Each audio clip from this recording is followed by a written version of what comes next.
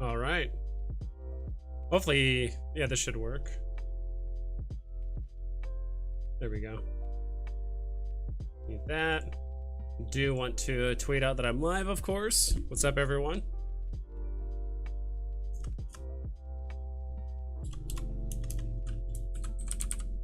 Gonna do the Veve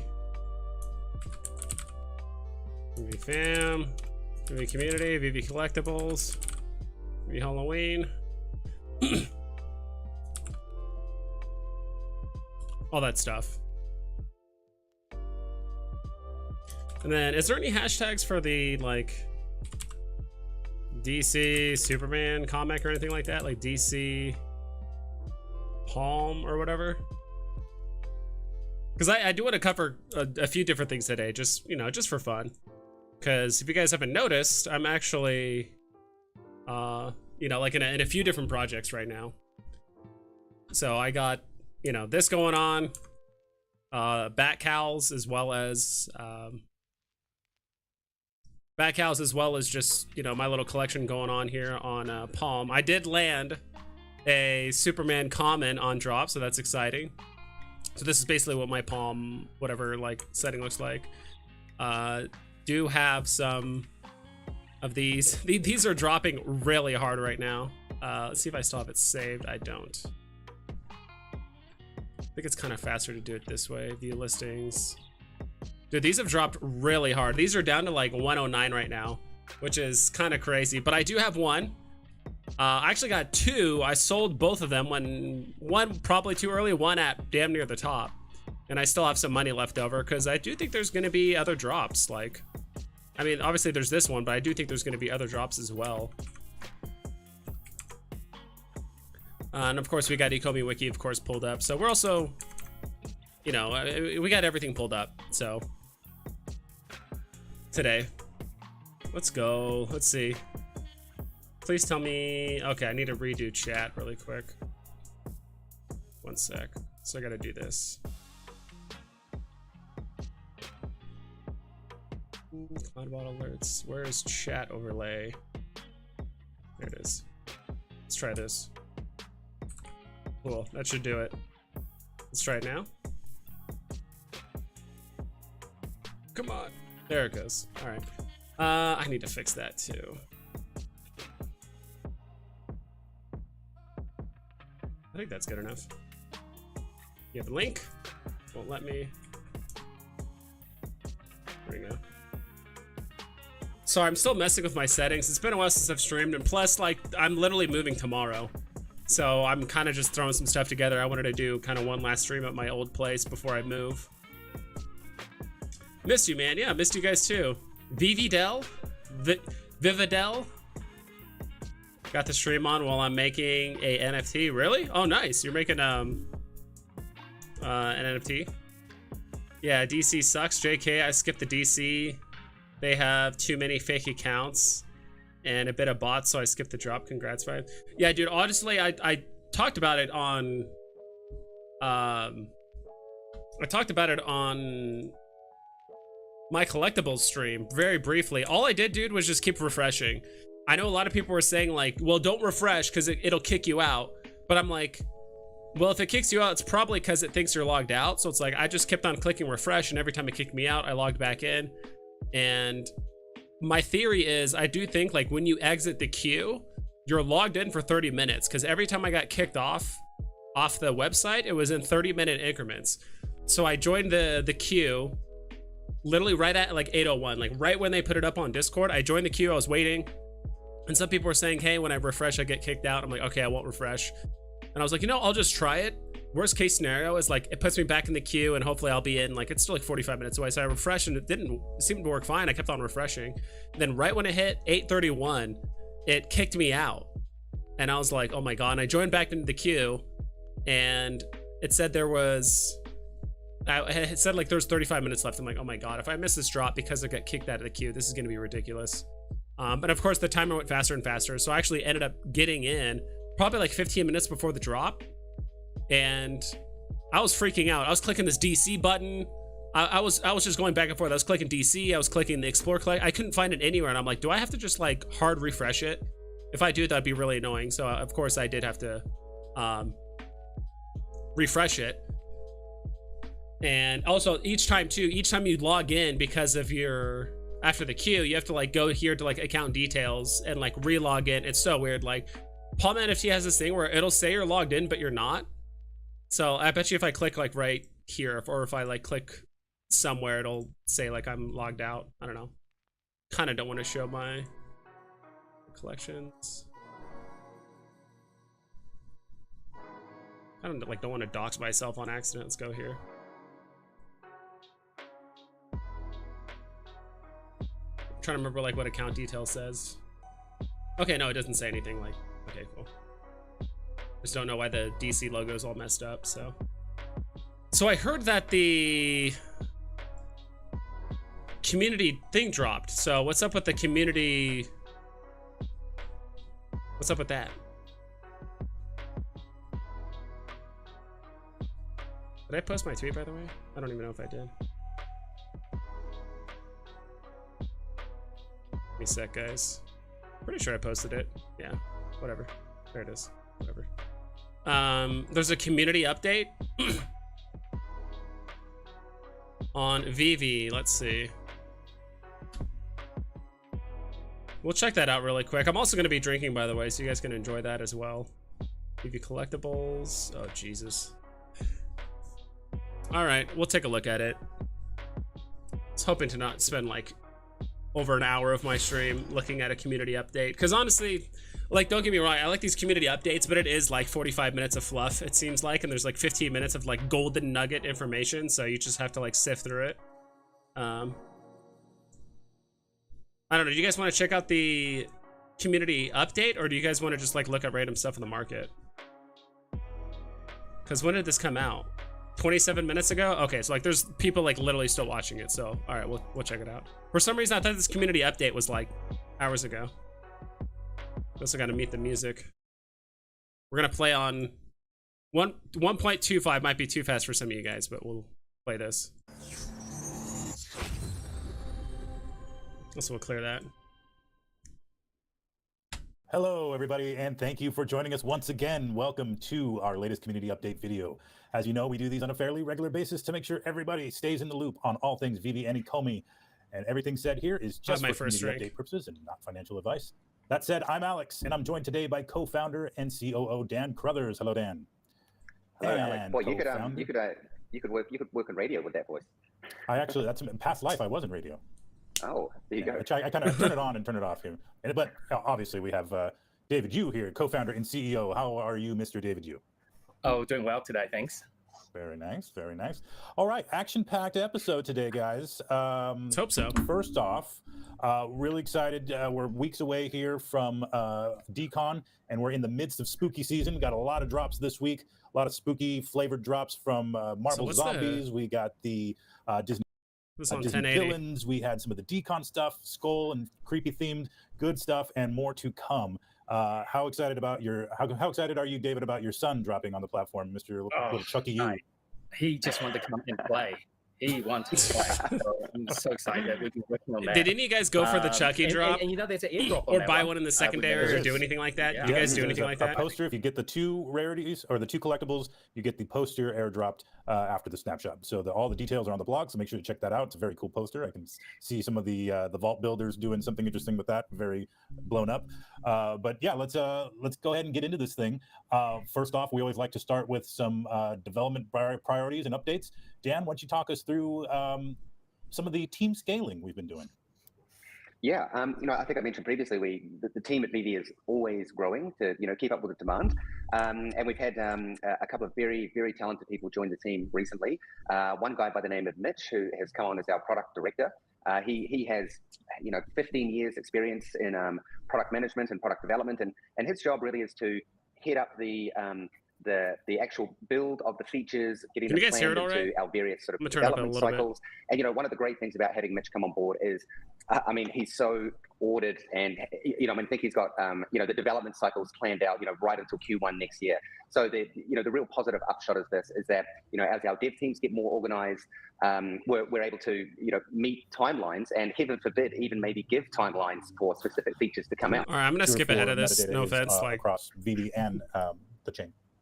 Yeah, I mean, the rollout went very smooth. It is just I want to see this next part, merging accounts, but I do want to hear what they have to say about metadata, what's involved with that. to remind people that the metadata will be fully, completely updated. I believe it's by the end of November. So as we mint anything new from whenever we released it, like 4 weeks ago, any new drops we put on there will immediately appear on chain. However, there is quite a big backlog of those, you know, 7.5 million NFTs that Veve has minted over the past 24 odd months, and there is a daily limit that Immutable can do. So, yeah, every time you go in there, you should start to see more and more data. And then coming into 2023, you know, we're aiming to get, you know, more transactional data in there, ownership history, just those other little bits that are missing at the moment. Yeah, perfect. Yeah, I know that's something that people are definitely looking forward to in terms of the full package. Metadata. So that's good to hear. Great. Okay, something and then, concrete. Last update, we mentioned a little something about merging accounts coming to the platform. What's the update on that? Yes, actually, sorry, I was actually just looking at where that was at in the dev cycle. Right, so basically it's going to be completed in around 4 days from now. So that's completed on the development side. Then it will just go into QA, which will possibly be another week. And then with part of our new development process, we're really aiming to have 2 consistent releases each month, which kind of falls in line with our development cycle. So we've always got to assume that QA isn't going to go 100% perfect. So we can anticipate that merge accounts will, no, which is good. It means they're finding the issues that they need to be finding. So we can anticipate that merge accounts should all be rolled out by the end of November. Just a quick reminder on how that works. So basically, as a KYC user, you are able to merge up to 5, I believe it's 5 accounts with your main KYC account, and you can continue to merge additional accounts. But our users just need to be aware that there will be a review process where, you know, our support team will go in and just make sure everything's fine. We just, you know, we've always got the interests of our users in mind, so we just need to make sure 5 accounts should be reasonable for most people. So yeah, really looking forward to getting that out there. I know there's probably a lot of people who want to get those collectibles back into their. I have 2 other accounts, so 3 total, absolutely, including my main, so it should be fine. Great. Now the new win du jour of every day, really, since Payout was released, is MCP. I know we mentioned last time that we're looking pretty good on that. Actually, I know there were still some development left, as well as some testing, obviously, in QA, much like every product release we do. What is the latest on MCP Phase 1? MCP Phase 1 is still... Actually, before we get into like MCP and we like really dig into that, I'm really surprised the whole merging accounts. I'm kind of curious to see what that process sounds like. It's really cool. You can merge up to 5 accounts. So I'm assuming that's mostly because most people, I assume, that have multiple accounts, like me, probably have multiples, or it's usually like the dad or the father or the mother or whatever it is, or the parents running these accounts, and like they have their children and they can't merge them or they can't do anything because they can't KYC. So it's really interesting that they're allowing like up to 5 accounts. Seems like a bit on the high end, but I mean, it's cool if people need to deal with that. Progressing well. And just a reminder, I mentioned on our last call that we're spending a lot of time internally on our sort of development infrastructure. And that's really a lot of part of Mitch coming on board, getting our development cycles all set up and nailed down. And I am happy to say that that's actually progressed a lot faster than we had anticipated. So MCP is back into the development cycle. And somebody may kill me for saying this, but I'm 90% certain that we're going to have Phase 1 out for Christmas. So that's going to be a nice little Christmas present for everyone.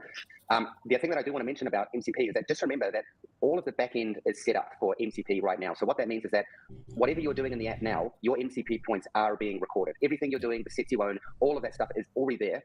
The only thing that you're not seeing is the results on the front end. So keep that in mind. You know, you're already participating in the MCP, and by Christmas, sorry, Mitch, probably going to kill me for that. We're going to have the Phase 1 rolled out, which where you'll be able to see your rank. You know, where you rank. Are you a master collector or are you a I'm not too sure what the lower level is called at the moment. And we'll also have your level and your points calculation. So really, are you a tadpole? Are you a krill? Whatever you want to call it.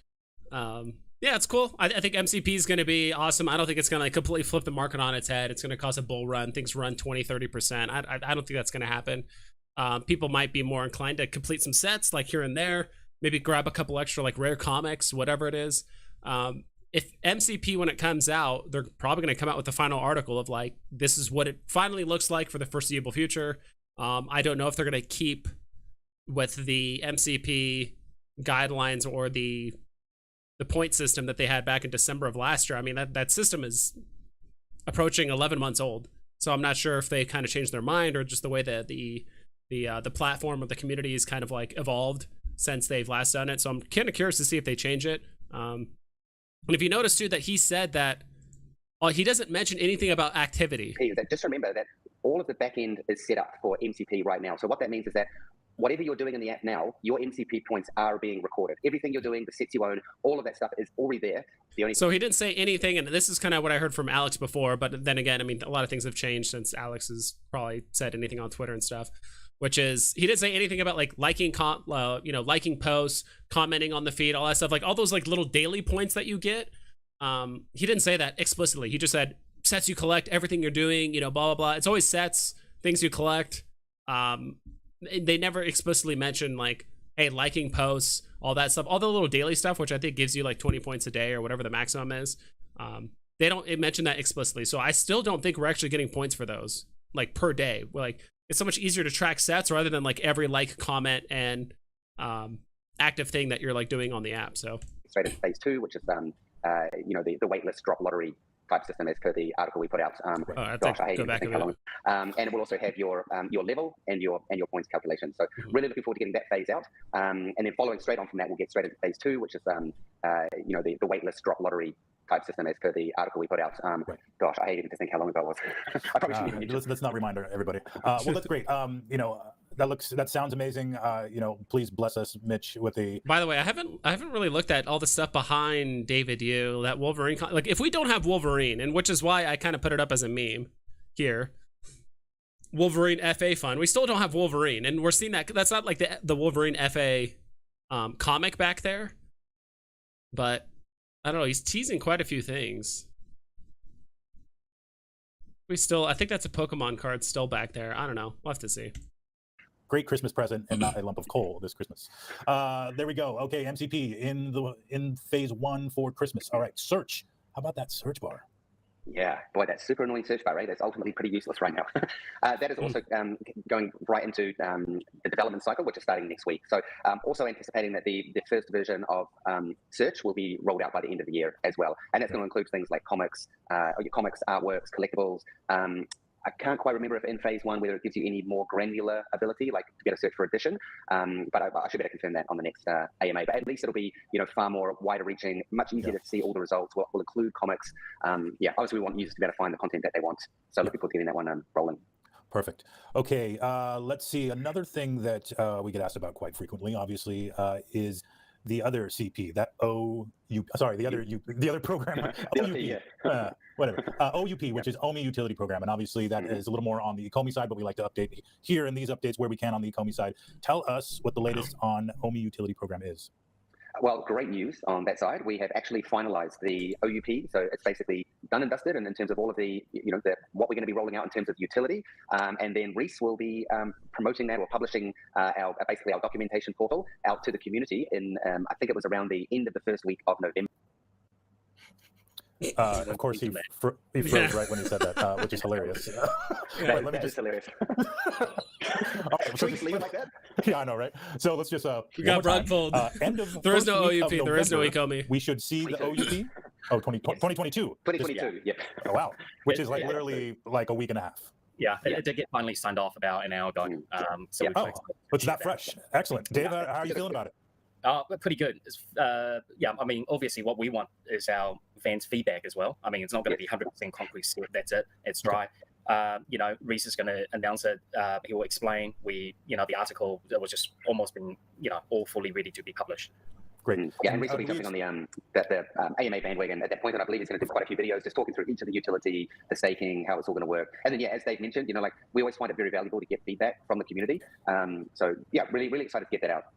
Yeah, that's obviously a long time coming, so I'll be excited to help Reese spread the good word on that. How different do we feel that it is? I know we've been teasing some elements here and there over the course of the last several months as we've kind of put these things into place, but based on user feedback from the initial article, how different are we looking here for the OVP? Really, the article that Reese is putting out, there's really not much in the way of changes to the underlying tokenomics. They're going to stay the way they are. Really, what this is about is, what is the utility that can be done, and how can you benefit as an OMI holder alongside with Veve, and all of the sort of the features and tools, like for example staking or OMI to NFT. Reese and Adam have come up with a lot of very cool features. So yeah, I'm really looking forward to seeing what the feedback is.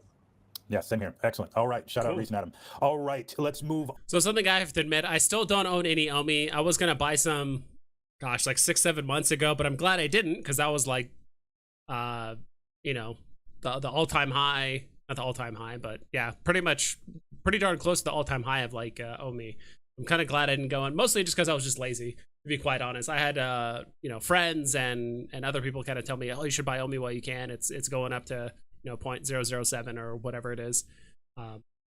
But yeah, kind of glad I held off on it. Right now, it's like there's just so many other things I kind of need to pay off, or things that I'm kind of invested in. Like, yeah, could I, the few $100s that I put into the Lord of the Rings drop as well as the DC drop, could I put that into OMI? Sure, but I don't know. Just honestly, just lazy. But I am very bullish on OMI. Like, I do think in the near future, my goal is to probably own like 2 to 3 million OMI before the end of the year, which I think is doable. But it's just I do want to get like a new computer and a few other things. So yeah.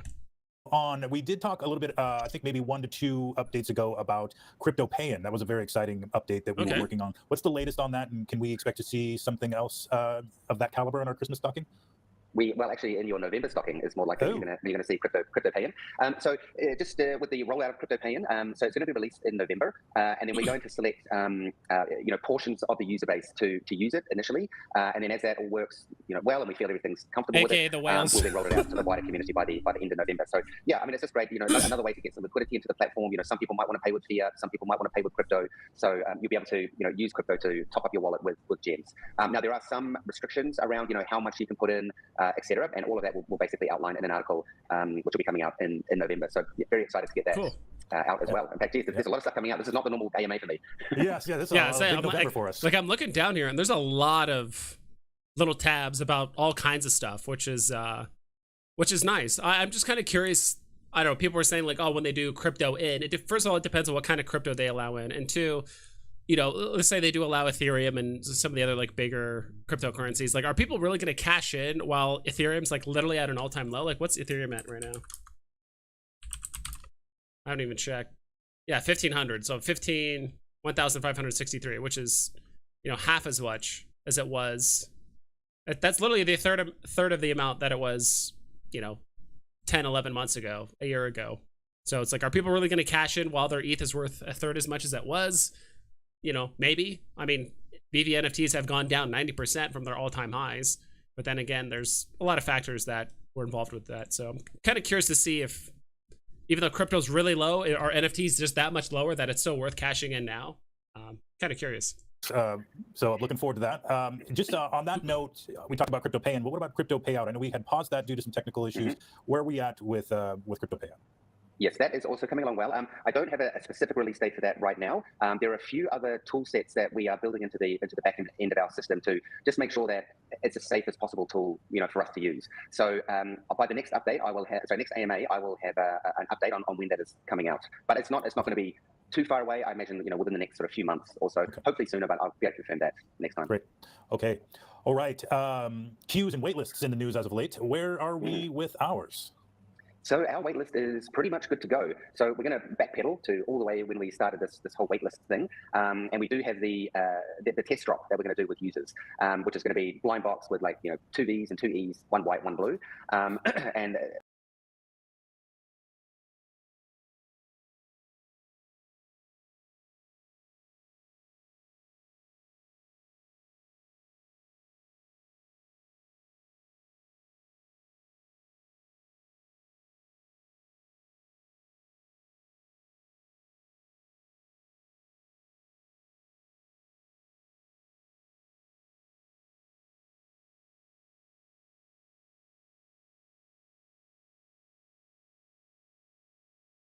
I think I mentioned the whole idea. We want to basically trial this before we roll it out with our larger partners in the space, and we can anticipate that is going to happen in December. December. Okay, great. Okay, and then last but not least on the development updates, what about burns? We talked about burns and burn events, etc., but we'd actually have the mechanics for just removing things from the store and burning them and adding to the metadata coming soon. Is that correct? Yes. Now let me just have a quick look through here. It looks like we have one issue remaining on that, and then it is going to go into QA. So yeah, by the end of this development cycle, which finishes in 4 days, that'll be going into QA. So that's coming along very well. So I would anticipate that that might be out in possibly the mid-November release, or maybe 60/40 the end of November. And just so we get a sense of what that is and what it's going to look like, it's basically anything that has been burnt or anything that we plan on burning will reflect in the metadata. Is that correct? That is correct. Yeah. So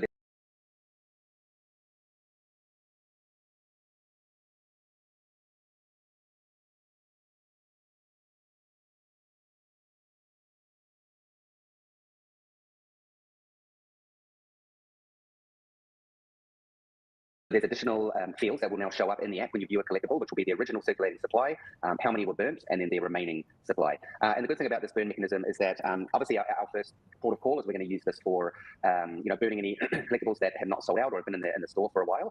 But we can also use the same burn mechanism for other features that we've discussed in the past, like coming from last AMA or the day for burning any collectibles that have not sold out or have been in the store for a while.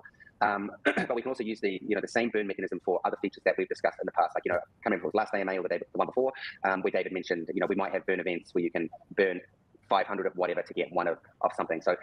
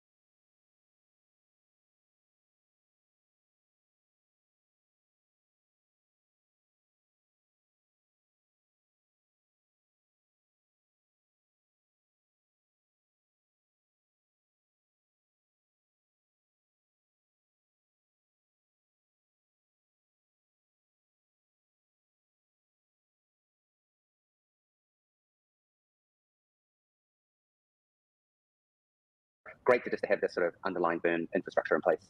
Got it. And you mentioned the first priority would be to burn anything that hasn't sold out. Are there any restrictions for us on that front, like by licensor or type of content, comics versus collectibles, etc., or is it just pretty much if not sold out, it gets burned? I mean, it does depend licensor to licensor. Some licensors want to keep them in the store a bit longer. Others are sort of happy to remove it. So we will, for the most part, we will announce when those burns are going to happen. There's not going to be a massive lead time. Like we're not going to announce 7 days before. It's more going to be like a 48 to 24 hour announcement. And yeah, I don't anticipate they're going to be huge announcements. It's just going to be, hey, by the way, this is your last chance to get XYZ from the store.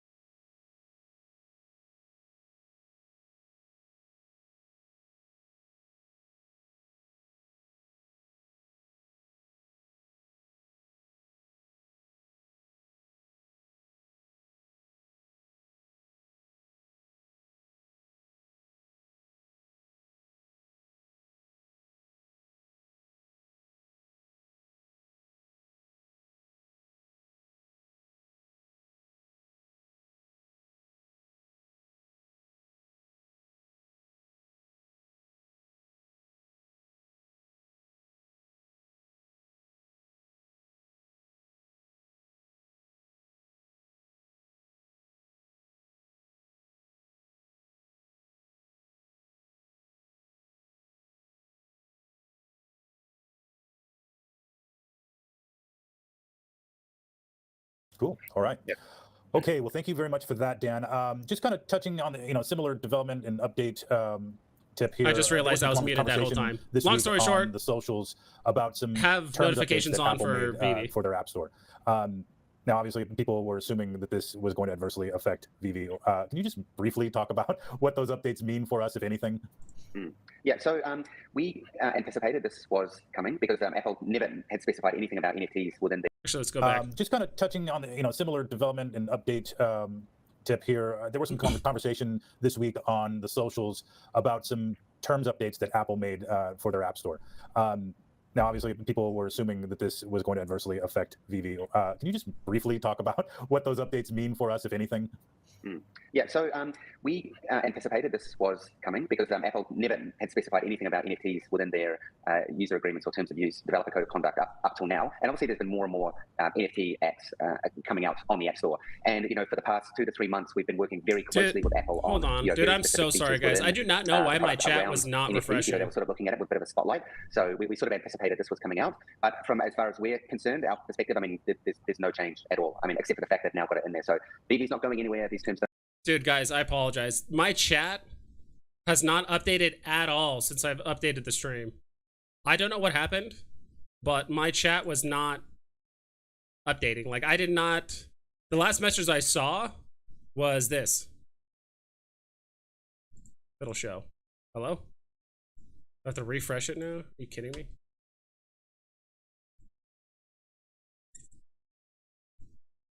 The last message I saw was from...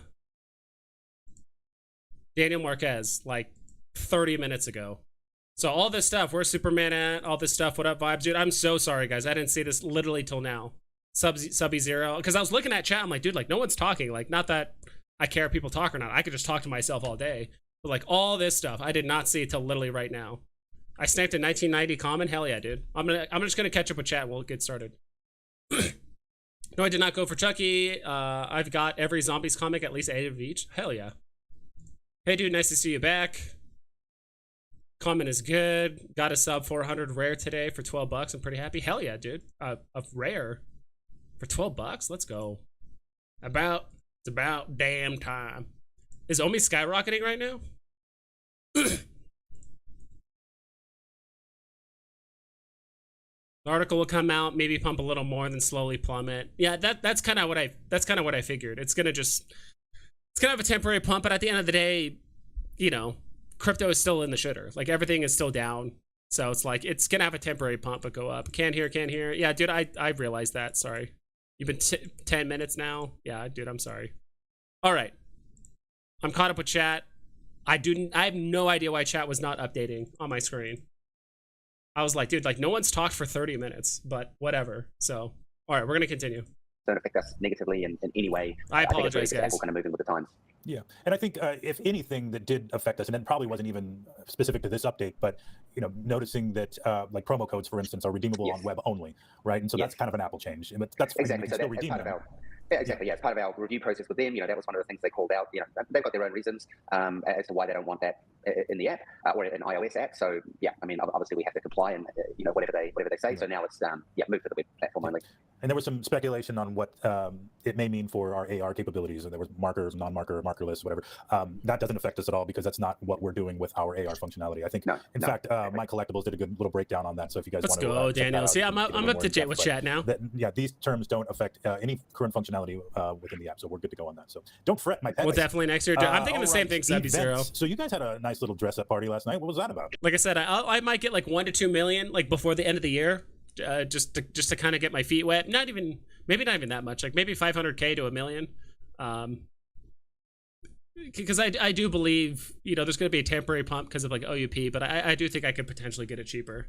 And on top of that, like I just don't have a ton of money to throw at it. Like I told you guys, I would love to get a new computer. My computer's literally 10 years old. I'm moving. There's a couple things I want to do. I need to get a new office chair, all kinds of stuff.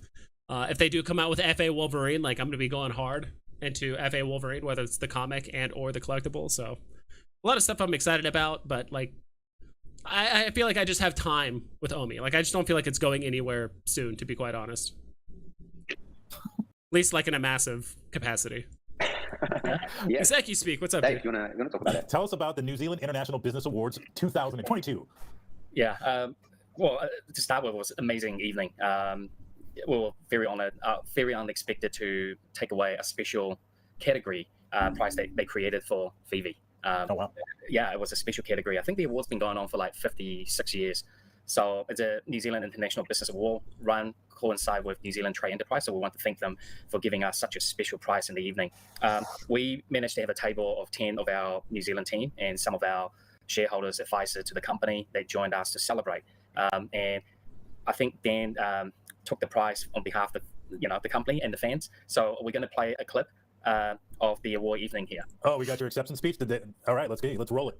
By the exceptional growth one finalist had achieved in a single year. Judges were also impressed by the number of major powerhouse brands this finalist had secured as customers, along with strong results in the secondary Actually, let's finish this. selling market. Very much, everyone, and it's truly an honour to be here amongst these esteemed companies. Dude, Dan always looks fresh as fuck, dude. Look, low-key, he always looks fresh as hell. Which I'm sure many people here can easily identify with, especially when pioneering a new industry. We went through years of really nobody believing in us, what we were doing, but it really is that tenacity that has got us all here today. The last people that I would like to thank is what we call the Veve family, our community of product users out there who have just taken this product and absolutely run with it, created endless amounts of content support. So what's up, if Pixel Trader? If ends up watching this, we extend a thank you from the absolute bottom of our heart.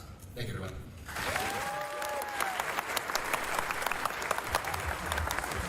All right, looking dapper there, Dan. Very nice. Like I said, Dan always looks fresh as fuck, dude. He always looks great. Good. Yeah, congratulations, you guys. I mean, obviously, there's a lot of hard work going into it. Appreciate the shout out to the team. Oh, look at that. Is that the award? Yeah, it's kind of hard to see, but that's cool. Despite what people saying on Twitter, this is not a Pokeball. It is a New Zealand Trade Enterprise Award. That's funny. I remember someone cropped like a Pokeball in his hand. Yeah, we were very honored. Okay. Yeah, very great. Congratulations again, everybody, and congratulations to everybody involved, and thank you very much to the Veve fam for helping us get there. All right. Well, it looks like you guys had also a good time earlier this month in the old Big Apple. All right, before they go into New York Comic Con, so Slider, it says, yeah, I don't own OMI yet, but I am waiting till you can buy it in the app, like they said. If not, I will get some early next year. Yeah, if you could buy it straight up in the app, either with gems or you could just do it with your credit card, that'd be super convenient. I do think that would cause the second OMI becomes easier to buy with just straight up a credit card. You don't have to do a MetaMask and move wallets and buy Bitcoin or whatever the hell, then transfer it to USDT, and then you have to buy OMI with that. The second it becomes convenient, it will go up in price. So you do have to be wary of that. The second they say, oh yeah, by the way, you can buy OMI in the app today, it's gonna go up in price, because that's what people like. People like me. There's lots of people like me and Slider and probably hundreds, if not thousands of other people that are like, I'm just waiting for it to not only A, potentially go cheaper, but B, mostly it's just convenient. If I could just put it on a card and just be done with it. So just an FYI. Sup vibes, it amazes me how some people are still bearish on Veve after David and Dan says so much progress in this year alone. Dude, it's crazy how much stuff they're talking about today. I'm not I'm temporarily bearish, just market wise, but overall, the long-term vision, I'm talking 2, 3, 4, 5, 6, 7, 8 plus 10 plus years, right?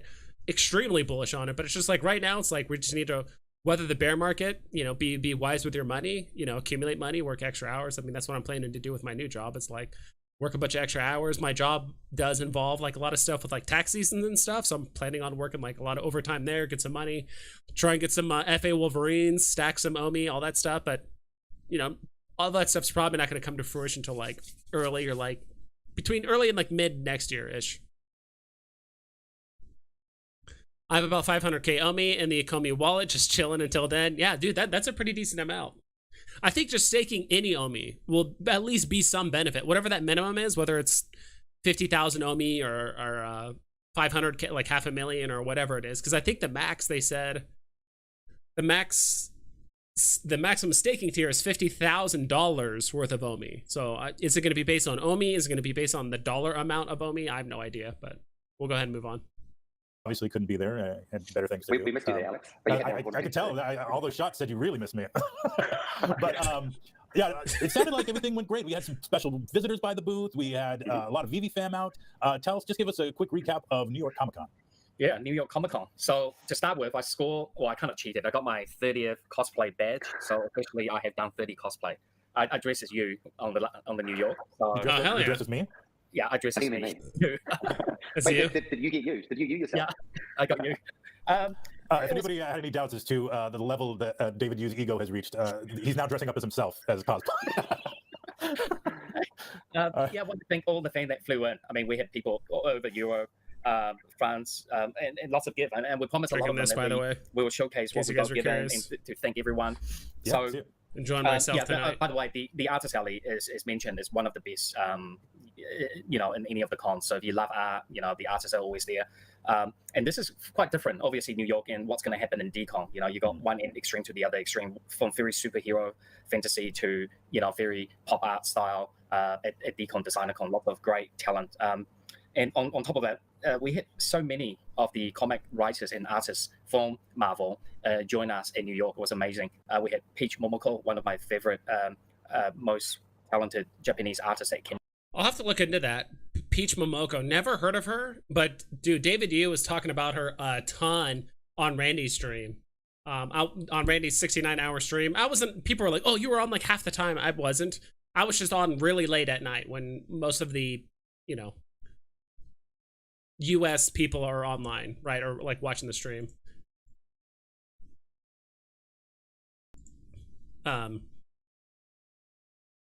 Yeah, let's just finish this part where they talk about, they're talking about New York Comic Con for 8 more minutes. It was amazing. But we're going to start showing off some stuff because we did promise. And by the way, whatever we bring out is not confirmed it's going to be in Fifi. These are pure gifts from... So is this a New York Comic Con show and tell, or is this David and Dan's Collectible Corner? Because I got to roll the intro. The minimum staking tier is $1,000 worth of OMI. Cool. So I don't know what Execu Speak spent for his, but it's so far it seems like... Or a million OMI is roughly $1,000, or it's like $1,050 ish, or $1,020, whatever the amount is for $1,000 with the OMI. So it's like, cool. Yeah, I mean, I'll do that. Like the minimum stake. I think just getting the minimum staking tier is going to be a big benefit for your account. Just the minimum, whatever it is, even if it's something simple. I'm going to try and at least do that. I'm trying to figure out what that Star Wars figure is behind him. Yeah, we'll check that out in a sec. Advanced congrats to Dr. Profit being the only one at $50,000 OMI level. Yeah, because you have to have it on the app, right? I think Randy might have it, but maybe not 50,000. I wonder if they will keep the 50K staking level. It better have some amazing perks. I'm sure it will.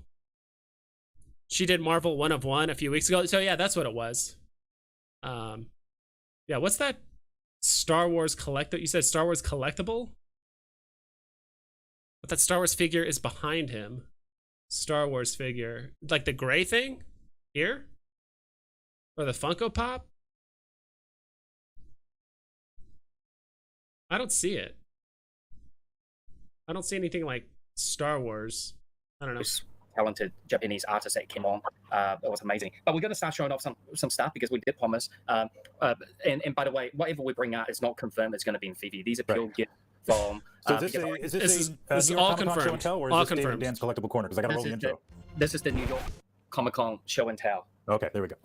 What was that? Did you even just hold up? I got a real pretty cool Yu-Gi-Oh card, a Dark Magician from the Infinity of Chaos first edition. That was thank you for making sure to say that's the Magician of Dark Chaos or whatever the hell it's called. It's not. It is a Dark Magician, but a different version. They, we really inspire some of the artists, photographers. This that looks like Lando. Because Lando, I think he wore yellow? No, but the picture doesn't look like him. Yeah, what the hell is that? At first I thought that was Lando because it's yellow, and Lando usually wore the like quarter cape. It wasn't technically a full cape, but he would wear like a quarter cape that would just cover his like shoulder. Not entirely sure. But that looks like a Boba Fett helmet. So I'm not entirely sure like what that is. Because Boba Fett never wore any like bright ass clothing like that. I'm not sure. There's a Star Wars box in the middle of the two you pointed out, but I can't make it out who it is. It's a 6-inch in the case. I think I have no idea. I don't know, dude. Like it's Because I see yellow, red, and blue, but it has a Boba Fett helmet. So is he? That brought up, give us a couple magazine of the works that he has done in the past. That wasn't a special issue. I also got a couple, and I got a copy of that. That was. You know what? I'm sure like My Collectibles or someone could probably pick it out very easily. You need someone like My Collectibles, who's a big Star Wars literally physical toy collector. He could probably point it out instantly. But it's so strange. Like it doesn't. Running on the Comic-Con special edition weekend of Spider-Man. That was pretty cool. I did get a few toys. One of the guy who got his Mickey drop, he thought I should get the physical here. So very cool. That's what is that, Mirrorverse, right? Yeah, that you are correct, Mirrorverse. Yeah. And one of the talented Southeast Asia toy designer got me one of these. These are very cool, very sought after. Lots of comic books. I got a Peach Momoko sign, amazing. Oh wow, that's so cool. Signed, that's cool. Nice. Beautiful. While you're doing that, Dave, I've got to show my signed one as well. It's so nice seeing Peach up on the Marvel booth. Yeah, she's such a nice lady as well. Yeah, I have to tell you the story. Did I just steal your thunder? Sorry. I forgot. And it was one of the limited 3,000 copy. That's crazy, so dude. I've got a beautiful. Dude, I'm so excited for DeCon. Thing, travel companion. Hey, just watching David dude nerd out, but also like get to meet these people would be super cool. He's too busy running gifts back to his hotel room. Yeah, I got X-Men comic. Love that. That's the first appearance of Jubilee. I got a Harley Quinn. I got a few of those. Trade paperback given to me. There's one beautiful fan, Tina and her family can buy, give myself and Dan a whole lot of bloody great comics to read, Dan. So there's some great catch up there. I got all of mine in the background over there. Oh, very nice. Someone give me a 9.8 detective comic. That's pretty cool. 9.8, it goes with the hat. You know, that's the grade that you have to give Dave. Something very, very special. Now, this was a Batman comic got banned. I won't go too detail why it's been banned. Very rare cover. They had to pull it off or censored it because certain things should be there or not there.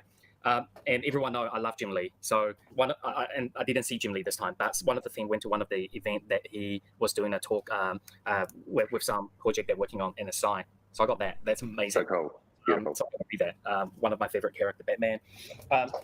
Ron give us a whole lot of beautiful CDs for Dan to listen to because he really wants us to bring music into NFT. Is it his own music? Yeah, his own music. Yeah. So I look forward to what's coming. But over here, Ron also given me a one of one. Love it. Nice. Yeah, we hope to see one. Yeah, we hope to see these in 3D one day. These are beautiful, and we had the pleasure to go to his studio on the day after Comic-Con and just see how he worked around some of the artwork. Other cool stuff I got. Well, are we still on Comic-Con? Yeah. Okay. Oh, nice. Okay. True. We do need My Collectibles. We got the Star Wars prototype for it. Oh, there it is. It's a prototype toy. Maybe we will be a Boba making Fett. some special edition of prototypes where it's more rare. You can't just buy it easily. That you maybe it will be a redemption with the commons you have or collectibles that you don't want with it. Someone give us some Android. Well, we found out what the hell it was. Some of the coolest stuff I got, which I'm about to get to the cool stuff. A fan made a Funko Pop of me. No, get out! And it has the logo on it and everything. Amazing. Yeah. It's got David U and it's got glow in the dark utility on it. Love it. That is too good. That is awesome, dude. Community of a few little badges. Got a Millennium Falcon in a bottle. Oh, guess who stopped by? I had Mumbot. Mumbot. That's very cool. Giving me one of her original sketch. We're going to get her at DeCon though. She's so lovely. When Mumbot on Veve? Very soon. She's extremely talented. Oh, and I got a little Mumbot, jam cookie that goes around. That's cool. I met her briefly last DeCon. She's lovely. She's great. So she's very sweet. Yeah. So talented. Someone also Tina who got us this while they were traveling in Egypt. So they bring us great luck. And what's the meaning behind it? It's good luck, isn't it? Yeah, it's a good luck, good for work. Give us that great powerness, and I just love people that show appreciation to the work that we've done. And yeah, dude, that's nuts. Getting a prototype version of a toy, including Boba Fett, right? It's been recorded to be the most expensive toys in like all of the Star Wars physical community. Incredible. And collectible. I love it. I got a couple more really cool important gifts. It sounds like you're I'm gonna have another drink. Here, Dave, don't mind my me, guys. Is a lot smaller. Really? Oh, funny enough, like when you're done, I actually have my own New York Comic Con show and tell to do. Even though I wasn't there. Now, someone works at Delta Air, and I promise I couldn't mention the name. I got his flight badge, and it has our Phoebe logo on That's pretty cool. Dude, Veve's like really catching fire. There's a lot of community people. Yeah, There's that's amazing. pilots and shit involved. I don't know. That's cool. It's quite funny. We're so honored to receive Dude, this makes me want to give David you a gift. So I don't know. It'd have to be And something then, like really unique. At the end of Comic-Con New York, and we got heaps stuff, but I'm not going to show everything. Now, we did get a gift from our lovely Marvel team. The first appearance of Spider-Man and Mickey Mouse comic cover. Oh, these are nice. Okay. I dig Oh my it. god! And sign. Signed too? And sign. These Very are cool. these are extremely Very, rare. very limited, aren't they? Are we going to get those variants on Veve at some point? Come on, man. Yeah, let me work on it. This is amazing. And this is said, Dan's yeah, copy, so I was confirmed. going to read it, but Confirmed. He said, yeah, we've been working on it. It's confirmed. They're going to have it. He tried to brush it off, but it's going to happen. Spider-Man and Mickey. You just stole it? Supposedly, my Watch it be like 1,000 mints and like bots get like 80% of them. Let's go. copy. I still haven't received that. I think David might be a bit of a pack rat. Oh, for sure, dude. For sure. Good luck getting back. but before we go on, a couple other things. 1 hour later. A great score. We It's a got good given meme. one of these. So, Alex, you're the only one hasn't signed on that. Oh, is my face on there? Yeah. Yeah, you're Oh, the wow, Indian look at green. That's pretty great. Oh, it's the so cool. time Wow, stone. That's nice. pretty legit. Like Infinity Stones, right? Very Yeah. cool. And then, when I got back Kind of to want New to say that Zealand, again. there was Hold a on. box turned up Whoops. My God. That's to New Zealand. nice. Kind of want to look at that is again. my face on there? Yeah. Yeah, so there's David Yu, Reese, Dan, Alfred Kahn, and then Alex. That's pretty cool. And the VV logo. Dude, being the time stone's pretty legit. I would say that's one of the better ones. You're Oh, the wow, Indian look at that. green. That's pretty great. It's so cool. Yeah, Oh, for the nice. Stop by. Like Infinity IP plus Stones, right? platform. Let's Yeah. go. And then, when I got back to New Zealand, there was a box turned up. My God. That's Oh, frightening. now people see how messy my place was. And then Yeah. the back- Oh, yes. That's right. But one of my prize possession that I purchased, I managed to score during this trip, is meeting Frank Miller, one of the most legendary, artists out there. And he did a new cover, Ethereum, for the 300, and managed to get to sign that as well. So that's absolutely amazing piece. And the cover was done by Job as well. So that was the cover I wanted. They had another one. This is the 25th anniversary one. They had another one which, they just sold out, like how we drop our comics instantly. Cool. Well, I would have loved to be there. Obviously, we've talked about why I wasn't. But some of the VV fam become dear cohorts and friends outside of VV. The OMI homies, Max and Janie, did send me a gift from their findings at Comic-Con. So quickly wanted to show some of these comics. They're all wedding-themed covers of various so cool. various comics. So there's X-Men. I love that. There's Incredible Hulk. That's, Another very X-Men cool. Gold. oh, man. Fantastic That's cool. Four. Oh, those are pretty And cool. there's another Incredible Hulk. And look at Hulk is there in the corner. Oh, these We are bring it variant to the- covered. Yeah, Yeah, very they're cool. Really amazing. You So see- shout out Max and Janie. We love you. I love watching David Yu. and He was it he was amazing so because- interested. He was like, really Incredible Hulk. you see him like Incredible leaning Hulk in. He's like, oh, what is Oh, that? man. Fantastic That you got Four, there? Huh? And of Wow. course, it's really amazing. So thank you very much. David's like, how much are you selling those comics for? That's pretty It's like, I don't want it off eBay. I want yours. I want your comics. sweet of them. Yeah. I can see David doing Okay, that. well, moving on. That was a good show and tell ahead of even Collectible Corner. Let's talk a little bit about DeCon. We talked about it last time. The anticipation is growing. You have leaked some news, much to my chagrin, but now it's out there, and let's just run with it. Let's just. So let's go set with the story straight. I didn't know I was leaking anything because I thought we were. You never do. I And then didn't think go, I was "Oh, doing since it." We talk about it. I love David for that. we Oh, yeah, we did talk about it, but after we stopped recording. Right. Yeah, I totally forgot. That was the bit. So I did have to explain to a few people that even last night after the award, they go, "Wow, DeCon. We got legal Dave have decided to follow us just in case I say more things wrong. So he have decided now he's gonna He's going to be shadowing you. You're gonna have 2 enforcers on you. and our teams are basically asking is this demo is gonna actually come fruition. I'm just going, well, I know Dan's working hard behind it because I'm Yeah, a lot of people think it doesn't actually exist. Well, until we see it. But no, very exciting though. There's going to be a very preliminary view of what the VeVeVerse is. We'll show you there's a very preliminary walkthrough. Yeah, I can elaborate a little bit on it if you like. Yeah, Alex. let's do it. Yeah, so I mean, really what I want to do at the DeCon is just give a bit of presentation about, what our vision for the VeVeVerse is. I really want to highlight a lot of the amazing technology and features that are available in the platform from word go, because I think there's a lot of stuff that people are going to like. And in fact, shout out to everyone in the VV fam who responded to my Twitter post about what you want to see. I was a bit nervous posting it, but after reading through everything, I really feel that we've hit, pretty much most of the boxes. Not day one, but really, what your vision is and what my vision is are very closely aligned. So that was a big brown mop moment for me. So we're setting the bar high. We're setting the bar high. Yeah. Hey, I didn't say day one. That's true. So really just bit of a phase rollout. Again, highlighting all of the cool technology in there because the platform is very advanced compared to what's out there. And then we obviously want to do a big live demo of your new space in the VeVeVerse. What you can do, how customizable it is, all of the multi-user side of things, all the customization abilities. So yeah, really looking forward to getting that first demo out there. It does exist, Alex, because I did ask Dan, I'm going, listen, I haven't seen anything for months, even for years, because as I say, hey, I wasn't privileged to know. Dan was very nice to send me a link to it. And then I start asking, how do I get in here? How do I do that? And he's just going, dumb user. This is what you need to do. And it does exist. It's beautiful.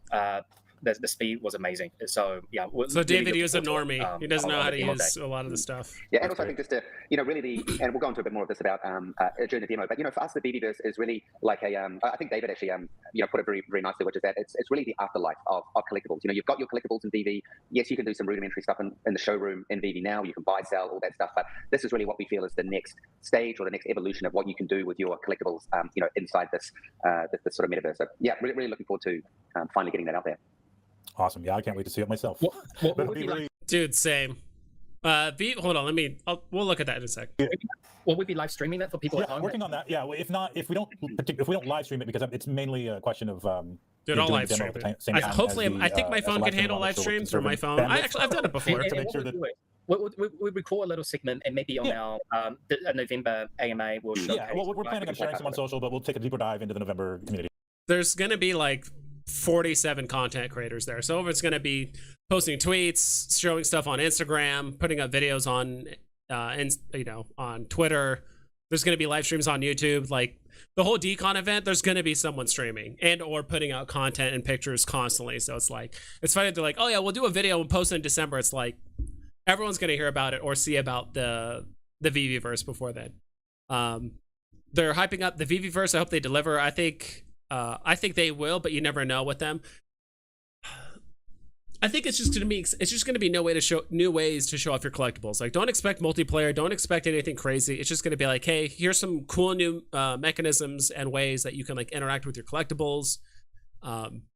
Maybe you could put your collectibles temporarily in other people's things, and you can kind of do stuff with them. But it's like, do not expect anything crazy. It's just gonna be a glorified vault, right? It's just gonna be more stuff to do for the most part. What's your favorite horror movie character? Dude, that's tough. I'm trying to think even like if it's considered horror. Either, I know it sounds weird, but either Alien, like the actual Alien from like Alien versus Predator or like the Alien movie. I would consider that. Is that I think that's like sci-fi horror, maybe sci-fi thriller. I don't know. I would consider that horror. So either the Alien or I don't know. I don't watch a lot of horror movies, to be quite honest. I'm literally googling horror movie characters so I can remind myself like what's like. I never watched like It. Oh, I mean, I have seen It. Like, never really cared for like Freddy Krueger or like Pinhead or Leatherface or any of those ones. Damien Thorne, who's supposed to be like the devil. There's Jigsaw. Ellen Ripley, what? She's okay. So okay, the category is fictional film horror movie characters. Okay. Yeah, I'd probably say Alien. That'd be my pick, just because I like sci-fi, and on top of that, I think it's pretty terrifying, especially like if you watch the original Alien movie. Pennywise. Alien counts as sci-fi horror. Let's go. Do you think we will get a Halloween drop? I would think so. Either in the morning or like Halloween morning, something like that. I don't know what it would be. I have no idea, but they're definitely sticking to the theme of horror. We got the zombies, we have Chucky, some of the DeCon drops involved like Halloween themed stuff. So I do think they're sticking with it. update. Yeah, but I'm pretty sure there will be a lot of people going to be live streaming this at the show. Yeah, I'm sure people will have their Instagram like Live I just said, but we're planning to do the same thing, but just to give it the shine and the respect that it deserves, we're going to try to do release some clips on social as well. Comedic thriller character. I'd probably agree with that. To kids, it could be horror. Talking a bit about the gold and silver logo utility over the last couple weeks since Comic-Con. True. Okay, how many of you guys have a logo? I know somebody in this chat has a logo or multiples or whatever. You'll go with Leatherface, yeah. Does anybody in here actually have a logo? What do you think of it too, Justin? I haven't seen it personally. I know you're talking to Justin, but do any of you guys have a logo? Dude, I wish I had a logo. Dude, I would do unforgivable things to get a logo, like low key. The very first VV official NFT dropped on the platform. That will literally be historic. That is big. Fun. You got one fun under the sun? Were you given one or did you purchase one? I feel like you were one of the guys that might have gotten one. Like maybe you went to like an event and like you got one there. Maybe I'm wrong. But dude, congrats. That's awesome. Dude, I would love a logo. Randy has 4 of them, which is crazy to think about. But luckily he's taking me to get the utility that would be given to VV logo holders for physical collectibles or whatever. So dude, honestly, some of the stuff, so what I'm going to do when I go to DeCon, I shit you not, I'm going to buy some stuff, and it depends on how it's branded. But I can guarantee you guys, I know they talked about VVCon, right? They talked about, like, David, you talked about VVCon and how they're going to do it next year, likely. Dude, that first VVCon, I'm going to buy quite a bit of merch. I'm going to have probably most of it unopened and probably sell it like 10 years later. I'm going to buy a bunch of shirts, a bunch of memorabilia, and like merchandise and all that stuff that says VV on it. And then buy a bunch of it and just keep it wrapped and just don't touch it. And just don't do anything with it for probably like 5 to 10 years. And just sell it later. Be like, oh yeah, by the way, this is an unopened shirt or keychain or whatever the hell they're going to have at the event from the original. This is DeCon. This is VVCon #1. And this is unopened. Boom, premium. Boom. Same thing with the Google. If Google ever comes out with the AR glasses, a lot of people said like buy extra pairs of those and just have like a few just have a handful of pairs that you just never open. Because do you know how much like original iPods cost or the original like iPhones, like all that, the kind of like older tech, but that's like very iconic and it's still going till today. Yeah, just saying. Nah, I have about 101 logos. Get out of here, Daniel Marquez. Get out of here. You bought one? Dude, that's awesome. Hell yeah, dude. Congrats. They're on OpenSea. They are VV Punk logo. Okay, that's why you're memeing on me. I'm like, what? Never went to an event. Are you going to DeCon, though? Am I going to see you at Anaheim? That's the real question. It will be huge with the utility. It just makes it that much more collectible. I agree. But they did say, like, it'll probably have like continual utility, but it won't be like the only VV thing that will have utility. It's not like all of it is going to be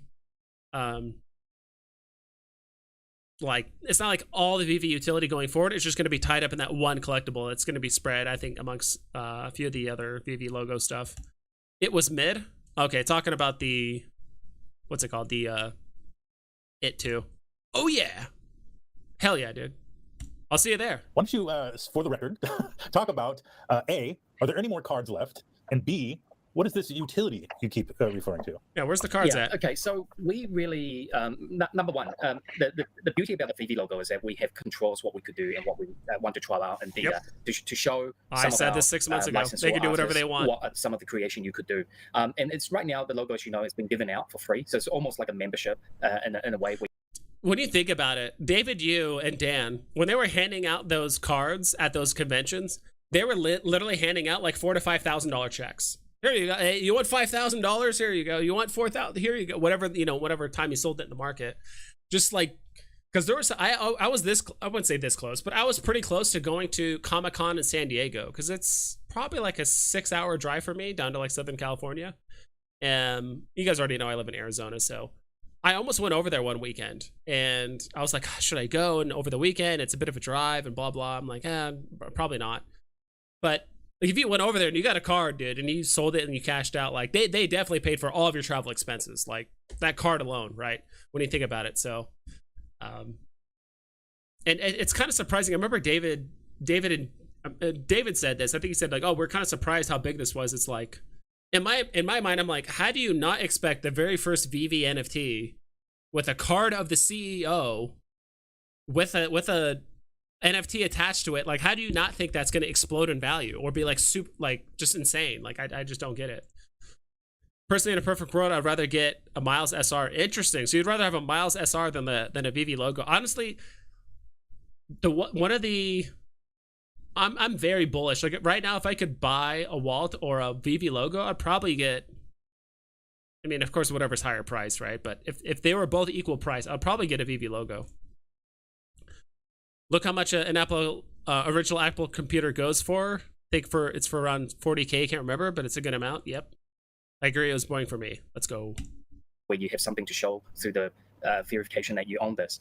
We just really want to, number one is to create a group of users who really love collecting and who wants to be part of that journey. And this journey is going to be a long haul of it. An idea is that every long-term utility, there will be a gold and silver logo program that will give these fans. And the idea is to every conference we go, every expo we go, these group of holders every will conference follow us we go to, and to create the hypes and help us, put our word out there. At the DeCon event, I just want to make it quite clear, is you're going to be lining up to purchase certain merchandise in our stand. They're not going to collide with the redemption of the gold and silver logo. We will be putting out a calendar, and Alex is going to be slotting all that. It's going to be super busy. You got artists visiting us. We got the Jermaine Roger, the Frank Kozak drops, the physical item, and a few other collectible things that you can buy on our stand. None of those is going to collide. The idea is we want to run it very smooth. And Alex, you can logo's up to 4.6K. Wasn't it at like 2 point something not too long ago? Like 2.4. And there's only going to be one redemption when you turn up. So please don't turn up with 50 accounts and expect you're going to get 50. The idea, if you have multiple gold and silver logo, is that you bring a friend to share that around. And for those logo holders, if you come make the show, you have up to 3 shows to redeem that product. So basically, we will try to carry those products to the next show, and you have up to 3 times to redeem them, and then pretty much you fall for it. Because we don't know if every owner will physically come out. I mean, Dr. Prophet, I mean, I went dinner. This guy is like Spider-Man. I mean, I didn't even see his face. I might as well go with one of these when I saw him. So you physically need to have one there. I just happened. We don't want to ask why, Alex. Okay, so do you still have more to go? David Yu is Spider-Man confirmed. Like David Yu is like, he won't admit it, but his David Peter Parker Spider-Man. That is Peter Parker Yu. That is his name. It's just very interesting because I think initially they were just handing it out. They weren't sure how big this whole like Veve logo thing would be, because from what I've heard from Randy and a few other people that went to these San Diego Comic-Con events, the New York Comic-Con, they were kind of just giving out to random people. Like even people, David Yu even admitted, like he gave the card out to people that didn't even have the app downloaded. But I think after the fact, now he knows how big the logo is going to be. He's kind of making a niche community. I know he's in one of the groups. I don't know if it's on Twitter or wherever. Like he's in one of these groups and he wants to make a solid group of collectors. So what am I drinking? I am drinking New Amsterdam vodka. So I'm chilling. And you actually just reminded me, I need to drink a little bit more of it. Because I actually have a question on this. In that you have 3 events to redeem. So what's up, Blockchain Comics? You did mention at one point that it was first come first serve. So are you Let's planning go. to have I ran out of whiskey. That's usually what I drink. But I like vodka too. Okay, so it's not going to be a matter of if you show up and we're all out, right? You're going to get one, so there's no need to rush to the booth at the time for the redemption and like. And if you were there and you did miss out, we are going to courier out to you if you were there, because you need to sign for it. And they are all numbered, by the way. So you get all these are one of ones, by the way. Wait, each one is one of one? Hell yeah. Okay, hell is this yeah. Physical product we're talking about. Is this physical product or is this NFT Physical product? All right, bro. I'm really excited to see what. Oh my god, dude. I'm gonna check something really quick, guys. Hold on. You haven't stored. Hold on. So if you have gold. Let me refresh this. I don't know if this will do it. How much has the logo gone up? I feel like the logo's gone up a ton since this AMA. Dude, where is the Veve logo? Is Veve logo not on ecomi wiki? I type in Veve. Maybe because it's like an airdrop or like a redeemable thing.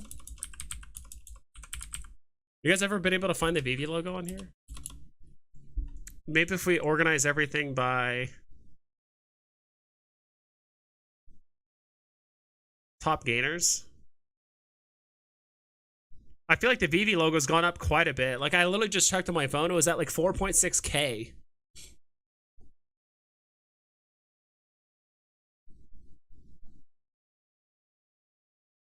I don't see it. I don't think I've actually ever seen the gold. Actually, let me try this. Gold. Maybe it's called gold and silver logo. Gold.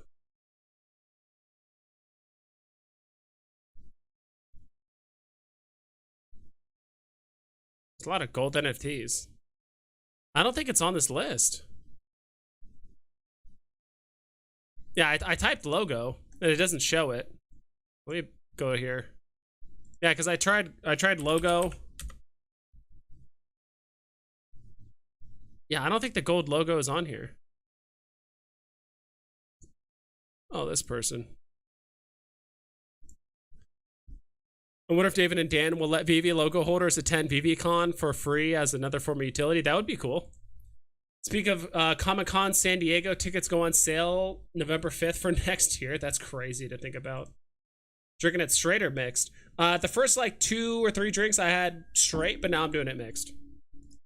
I mean, I could do it either way. It's just easier mixed. Oh yeah, that was a lot in that one.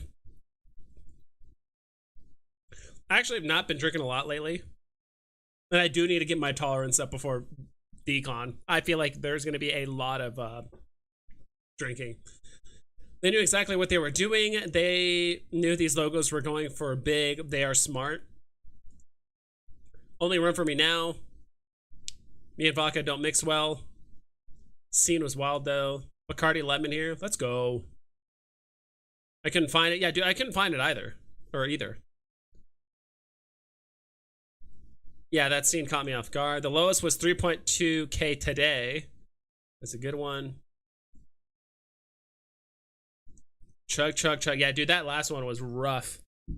But dude, I could have sworn someone said that like the Veve logo went down to like 2.8K, but this was like 2 or 3 days ago. So it does not surprise me at all that it has catapulted. David has basically confirmed every convention, lifelong utility. I wish I had one. That is the collectible right now I'm most bullish on, by far and away. I know Randy has multiples. I might have to come in agreement with him and maybe just like pay him an OMI or cash or something. I have no idea, but logo number 99. We're almost done, by the way. I think we're playing on 1.5 times speed. There's 12 minutes left, so you're gonna get number 99. These are one of yours, mate, for you. Oh yeah, that's what it was. The 1 of 1 mints. So it's like, dude, I would love to have get, of course, all the same mints, right? But it's gonna be tough. But we are gonna do extra specials, which you'll cover there. I don't think I should spoil it here because it could create some problem. Well, you know, we usually do. Fine. No, but to David's point. Vibes, if you had a Soups Legendary, would you hold it or sell it? I would like the idea of having it, but I also know what happened to some drops on Veve, and there aren't discount gems on Palm. True. I don't know, dude. It's up to you. I mean, you want it on drop, so literally anything is in the profit. Like, dude, I would not blame you if you sold it for 4K or whatever it's going for now. I mean, actually, we can check really quick. We are going to have. What do you know? We're already on here. Superman, what's the floor for the legendary? Floor's at 5K. Is anyone buying at 5K? It doesn't look like it, but if you put it down for like 4,500, dude, I don't think anyone can blame you for that. I mean, think of it this way: you sell it, you're gonna have to wait. Do you have to wait to cash out? I don't think so. Not on DC Palm. I know on this, you have to wait like 15 days after you select, like if you sell anything on the market, You have to wait 15 days from that point to cash out. So, but I think you can cash out just instantly. Like I've done the cash out feature before, and you do get the money like within a week or so. I remember getting paid it like within a week or maybe 10 days. And you can put that money towards buying a Veve logo if you don't have one or whatever it is. So yeah, dude, I totally, sorry if it's also a little zoomed out. I have it zoomed out.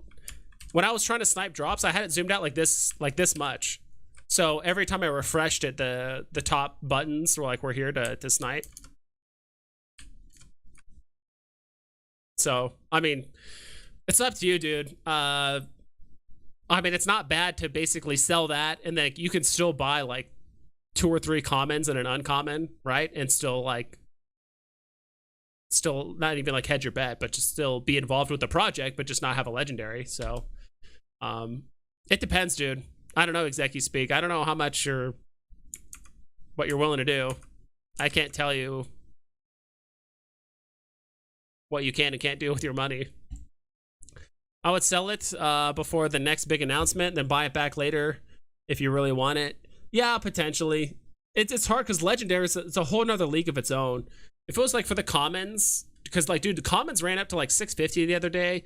This morning, uncommons were up to 725. I texted my friend. I'm like, dude, uncommons are at 725. Now it's down to like 500. Last I checked. So I feel like stuff's already kind of ran out, but like legendaries are in a league of its own. Could it go lower? Probably. If you're gonna sell it and like hold on to the money to like try and rebuy in the legendary and like basically just arbitrage, right? Possibly. It could definitely happen. It really depends on how big this next thing is. UFC Strike was weekly burn hodl challenges for airdrops. If you hold a specific champion, you automatically get the challenge completed each week. The challenge changes the required champion. It's cool. They use Dapper just like NBA Top Shot. Okay. That sounds cool. But I mean, like, eventually I would like to see something more than just like more airdrops, right? Like, I like the utility that Batcals give because, like, oh, here's a comic that you could determine the story. I know Batcals, a lot of it's just tied up with airdrops, but there was like exclusive events and stuff you could go to if you lived in New York, which I assume 99% of Batcal holders don't live in New York. So,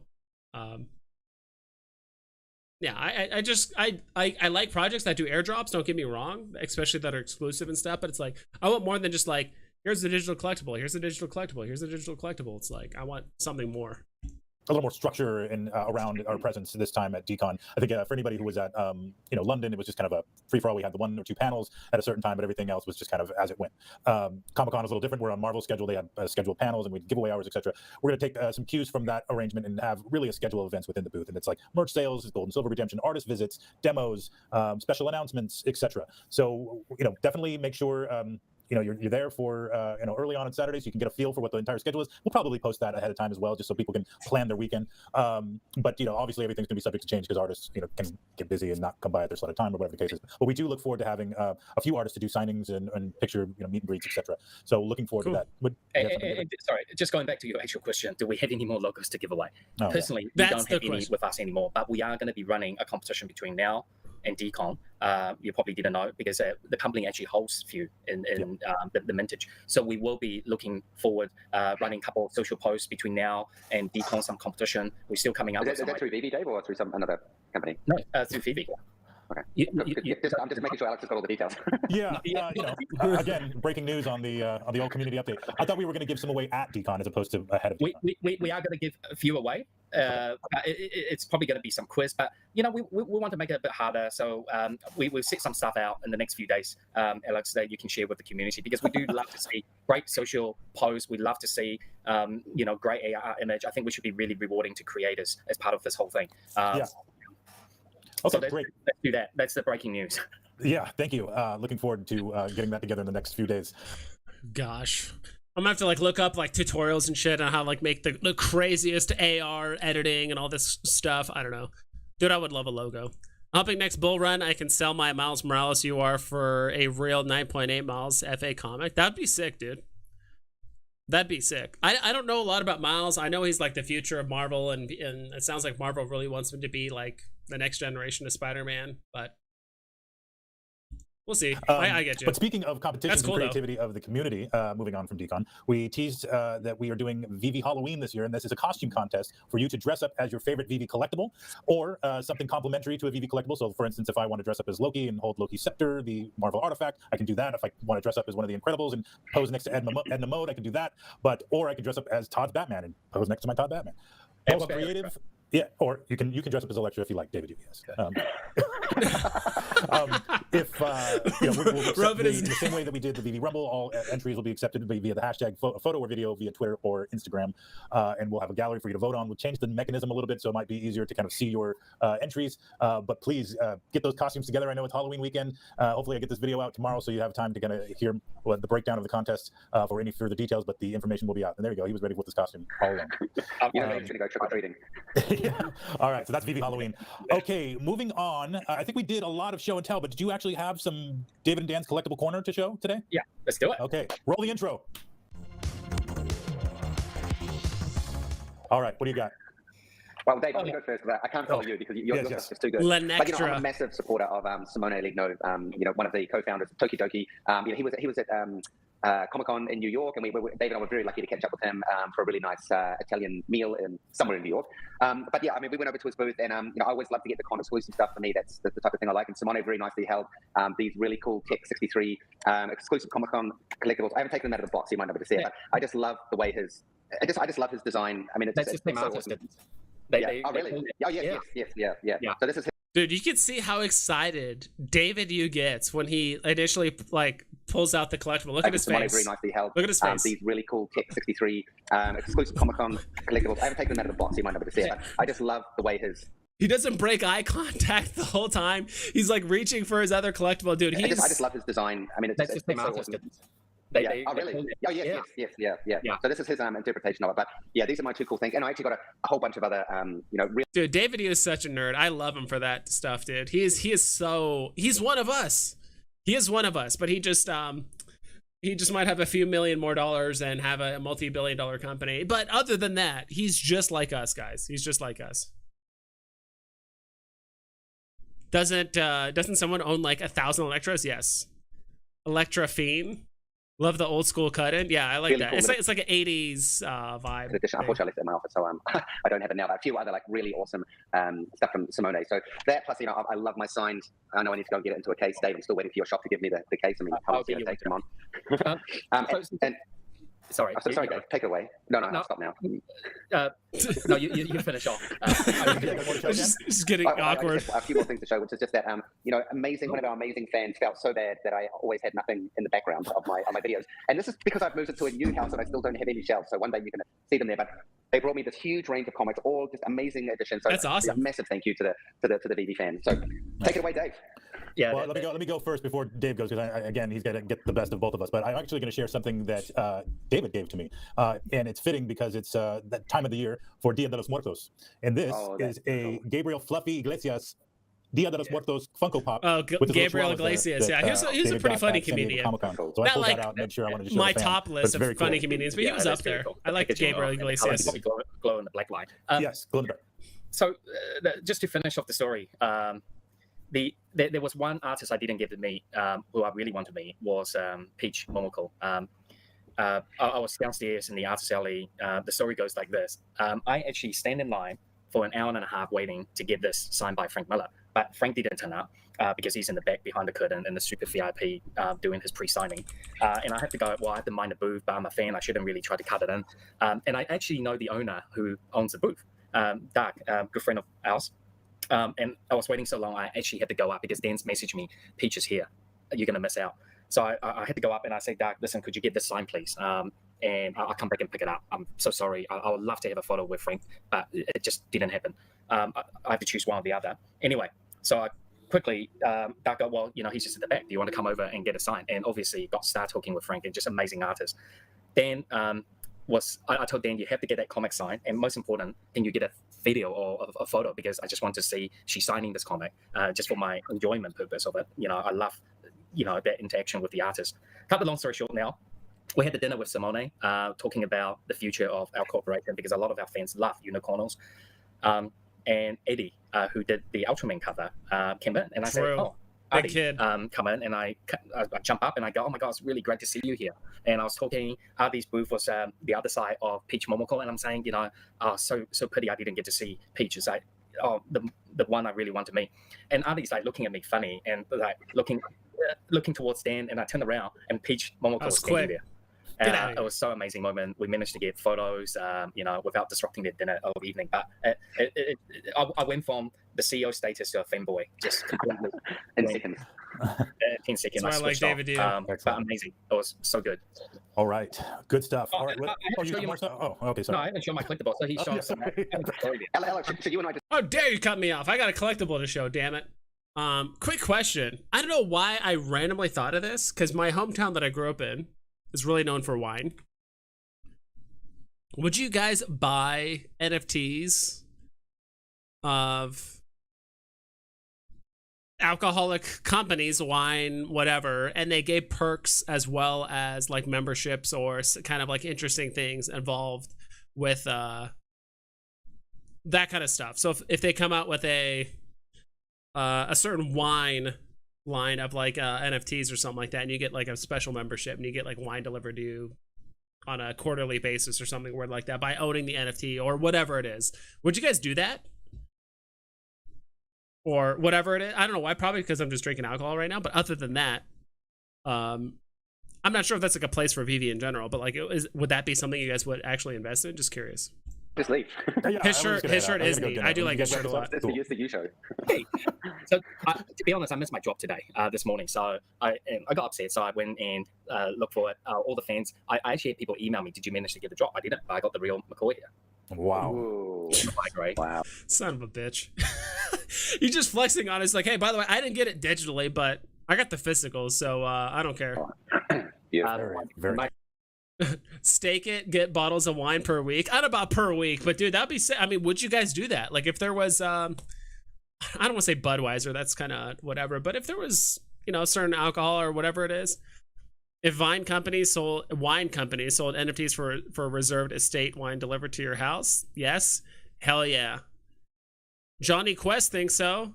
Gary Singh thinks so, dude. So if they came out with alcoholic beverages or whatever it is, I think there's one or two out there, but I'm not sure. But there is an exclusive wine club where holding the NFT gets you exclusive access to great wines, whiskey, scotch, whatever. Sounds cool. Yeah, I think so too. I mean, I think it's something to explore.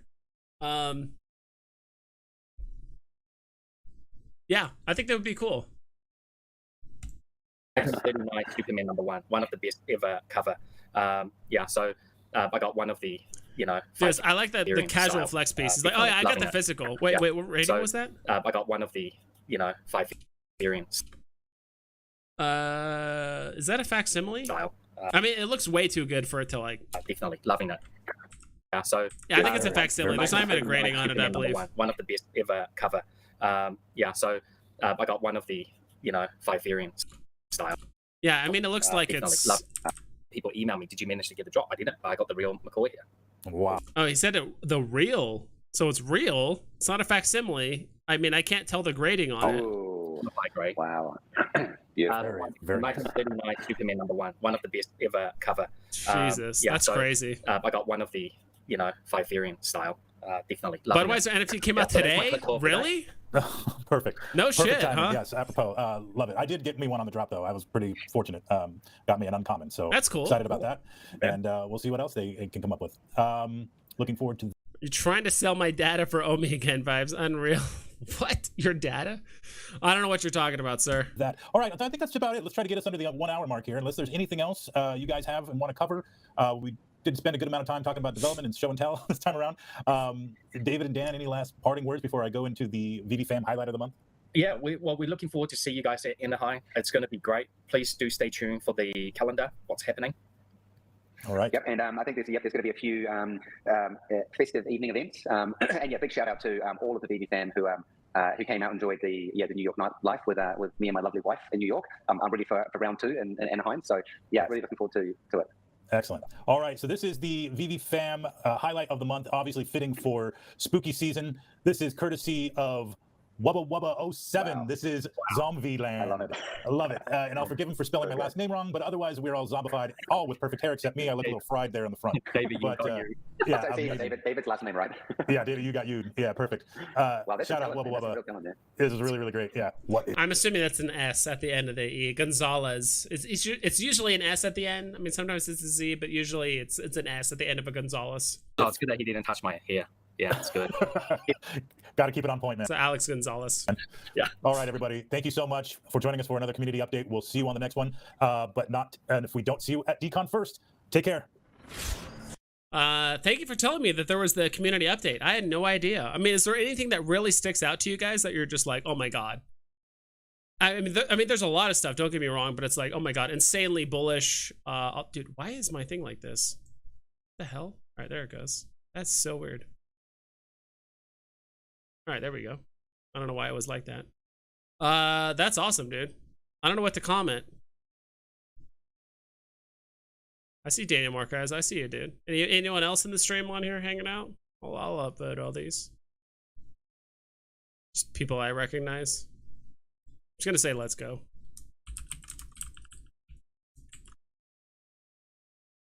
That's it. Keeping it simple. Let's go. Back to the lo-fi beats.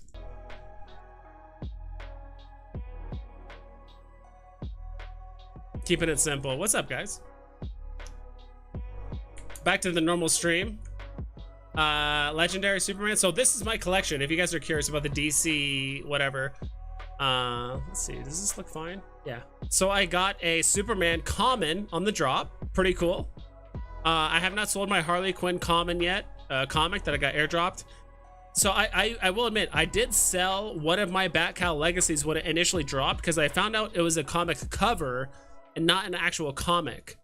But once they did announce, like, by the way, chapter 1 is being unlocked, whatever, for the legacy cowl, I ended up buying 2. I still made profit, but not like a ton, because I think I sold mine for 79 and I ended up buying one for 65 and the other one for 72. You guys can see it here. Yeah, so I bought one for 69. And the other one I bought for 74. So the original one I sold was for like $79. So I made a tiny bit of profit, but I bought an extra one because I do like, this is still the very first DC comic legit that's ever been released on any blockchain. Technically, the Batman the Legacy cowl, technically. And this is my Bat cowl, by the way, which I'm glad to have. I sold one of my Bat cowls, probably too soon, but I still have this one. I did have someone offer me $1,500 for it when I had it up for like 25, and I said no. And I relisted it for 36 because Bat cowl prices are going up.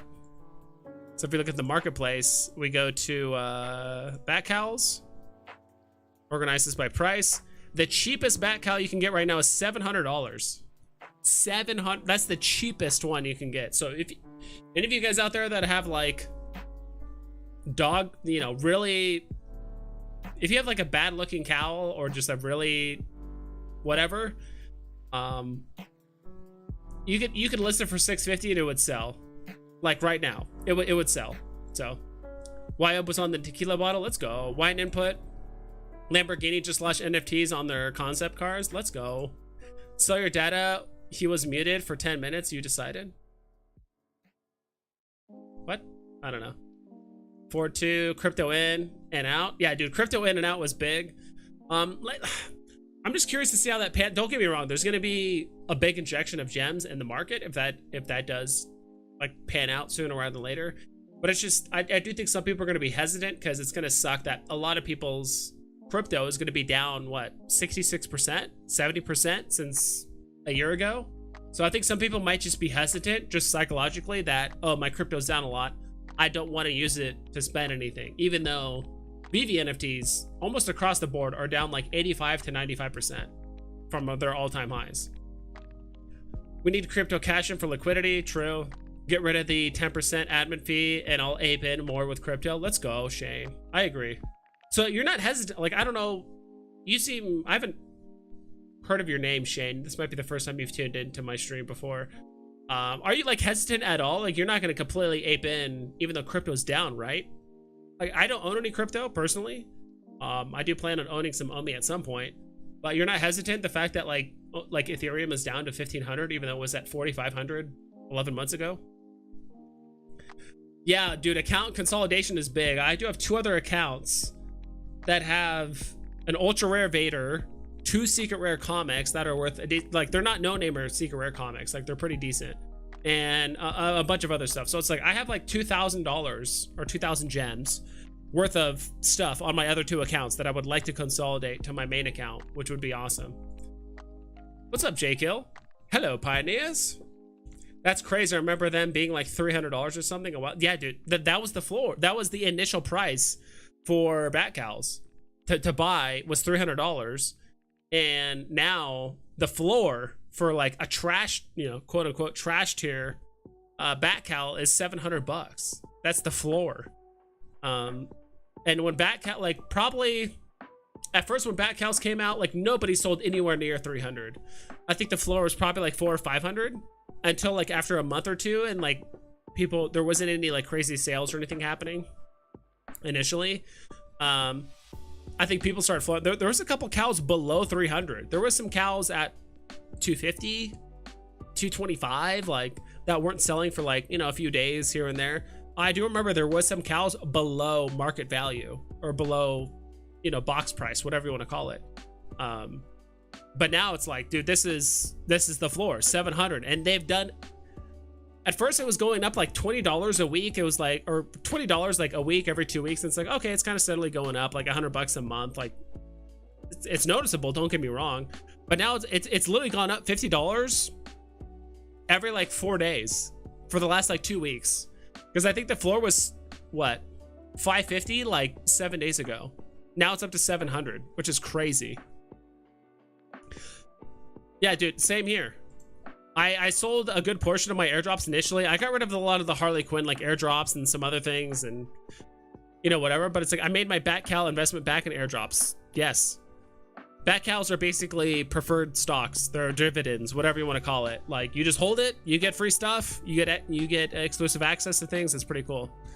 Bat Cals value their community. Well, yes, but at the same time, I think they've learned from Veve, they've learned from other NFT platforms that if you're gonna come out with an NFT like this, what made me bullish is the 2 years worth of utility, 2 years worth of roadmap before they even dropped it. Because I think not even an issue with Veve, because they're working with so many IPs and licensors that they're like, hey, you want to drop NFTs? Like it's an easy way to make money.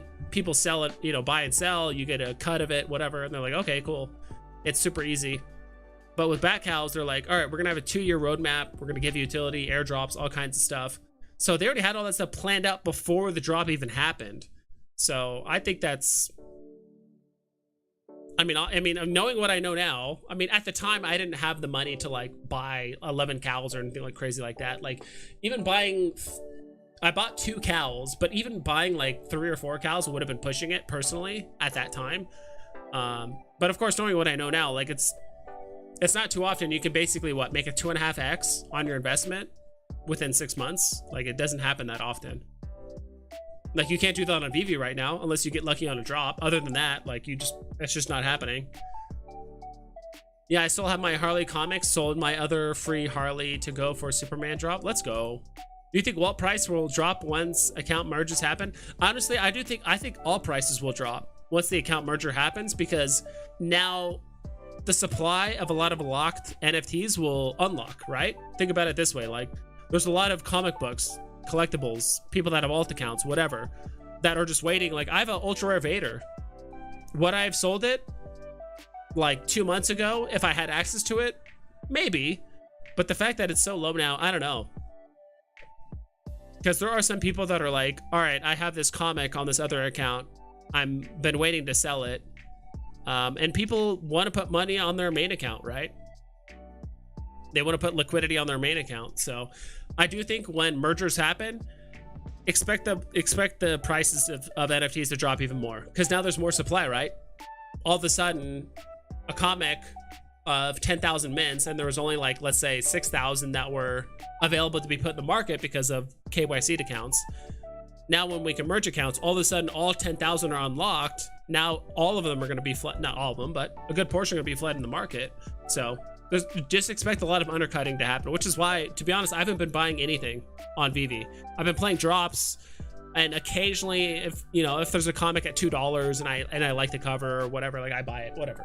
But I'm not like buying anything that's over like, I don't know, 20 gems, 30 gems, just because I know it's going to go cheaper, personally. I need another drink. So this is the Bat Cows. We'll take a quick look at the Superman as well. Dude, I really wanted the freaking... dude, I have a small story about the uncommon cover, and it makes me livid. But let me take a drink, and I'll read chat in the meantime. Shane, no, I'm not hesitant. I've been accumulating, but when crypto goes up and everyone is in profit, it'll help VeVe too. I want to sweep Waltz and flip, but that 10% and 8% Disney fee gets me. Yeah, that makes sense.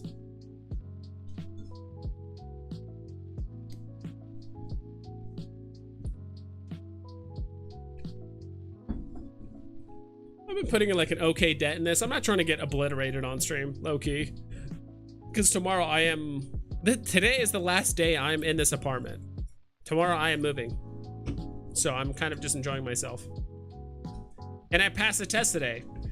Some of you guys may know I've talked about it. I've been studying for a series of tests. Today is the day I passed my first test to go on to my next test, and then I have to pass 3 tests before I kind of start my job officially. I have to get a lot of licensing done before I can kind of like fully get involved with my job. So test 1 is done, and I passed it today, so I'm stoked, and I'm drinking and enjoying myself. But that's cool, Shane. I guess it also depends on what your cost basis are, like what your entry is to, that crypto is, right? Like if you bought ETH at $500, you're like, whatever, I'm still up, it doesn't matter. But Veve NFTs are down 95%, so I'll just buy it now while I can. Like that makes sense. Like if you really understand the numbers from like the very beginning of Veve and crypto, like up till now, like it's actually a good time to buy in. Yeah, I should have grabbed one when it dropped around 250, but I was going hard in HRO at the time. Yeah, not to mention the invites they gave me, like Black Adam premiere and stuff, other New York City events. Yeah, like that stuff's kind of cool. Like I like the fact that you could choose a story that is cultivated and then eventually makes a NFT, right? Dude, there's a huge jump. There's a huge gap here. I don't know if you guys can see that. 525 for an uncommon, and it goes up to like 620, which is crazy. I'm just curious if I can even buy that. Nah, it's locked up. I think that's a glitched one. That one's actually been there for like... Yeah, this one's glitched. This one has been here for like 15 hours. No, 12 hours. No, 13 hours. Something like that. Yeah, this one's glitched. But people like this cover because it has the... I don't know if you guys can see it. I'll zoom in. This one has the... actual year of the comic that came out. So it's June 7th, 1993. None of the other comics have that. And also it's torn, which I think this is the most unique looking, not just because of the year on it, but because it's all torn up. All the other comics, to be quite honest, look identical, except just they're more brighter. That's it. Like they look in slightly quote unquote better condition and they look brighter.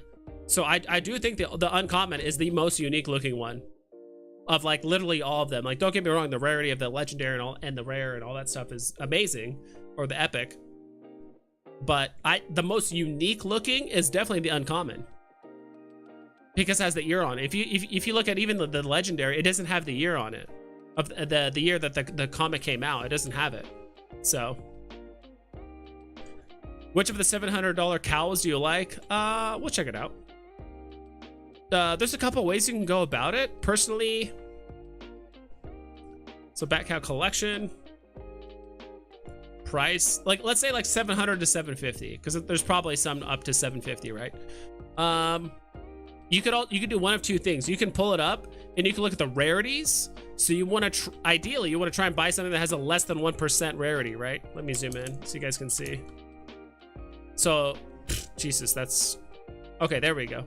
So there are some rarities that are less than 1% that exist. So this is a Green Lantern matte vinyl. I mean, I think a lot of people just look at this list and just see like what are good less than 1% things. So this thing has like 2% things. That's pretty cool.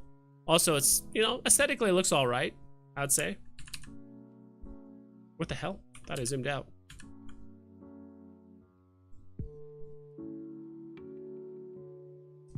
Is it still organized by price? So you can do that. You can just literally just look at the rarities. Like this has this has like 2% too. I do think some people just do this. To be honest, I've never bought a bat cowl in the secondary market, so I'm not sure like what people look for personally. So this is another, like, this one has 2%ers as well. I'm just gonna look at each one, to be honest, and just see like which one's is like the most rare. Yeah, this one also has 2%. It's usually material 1 and material 2 that are decently rare, it seems. Hello?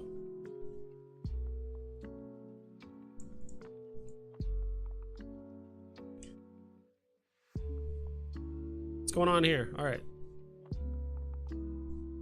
Some price. Oh, did that one go away? Ooh, someone must have literally bought that because I don't see it anymore. It had a interesting like vinyl, or not vinyl, but like interesting material on it. There's another 2%er. Oh, it's here again. Okay, whatever. 2%er. Yeah, it's like material 1 and 2 is always like 2%. This has a less than 1% one. So gloaming, what the hell? Gloaming gloss. Is gloaming a word? Let me look at this up. Gloaming. Definition of gloaming. Gloaming. Gloaming. The time of day immediate following sunset. Okay, that guess it's gloaming. The time of day immediately following sunset. Synonyms are like dusk, evenfall, crepuscule. I'm just learning more words that I do not care to understand. Oh wait, no. These are more expensive. What the hell am I doing here? Okay, so just aesthetically, from like 700 to 750. To be me personally, aesthetically, I like the ones with the longer ears. The longer ears. The stubby ear ones I don't like unless it's like a neutral color. So like black, gray, white. When I look at stubby ears, I think of something that's like, I don't know why, but just like powerful, whatever. And the long ears is something that's a bit more I don't know, like it's hard to explain. Of all of these, aesthetically, I don't know, dude. Honestly, I would say any of these 4. Like this one and these 3 down here all look pretty good. It just depends, because these 3 right across the board are purple eyes. Let's look at this one. So 2%ers. I hate how I have to like organize by price each time. Another 2%er. I mean, you're just looking at the lowest rarities possible, to be quite honest. So this has a less than 1%. So this one has the gloaming gloss, like matte on it. White eyes, purple, black. I mean, it's honestly, it's personal preference, to be quite honest. I would say just quote unquote rarity wise. Oh wait, is that another one that wasn't like, I think that was expensive, the one I just looked at. Yeah, maybe not. Let's look at this one. Yeah, that's another 2. Like all, like I'm, like again, like I said, I've never bought an actual cowl in the secondary market, so I don't know what like exactly people look for. But I would say if you're trying to buy one from between 700 to 750, these are all roughly the same rarity for the most part, and it's just whatever you think looks the coolest. If I had to pick one, and like gun to my head, you have to pick one.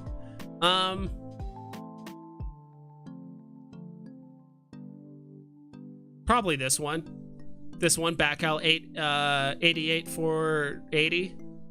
If you had a gun to my head, this one in the top right. Second place would probably be this guy here. I do like the contrast between like the light and the dark and like the purple eyes. The greens it just doesn't do it for me. I'm just not a big fan of it personally, but I do like this one a lot. It just seems like the colors just fit together very well. They're all shades of like gray and like teal, and like even the eyes are kind of like a light teal, like the highlight of it. So it all just kind of like works together. It always just feels a bit awkward when you have, you know, I'm trying to find like look like an awkward.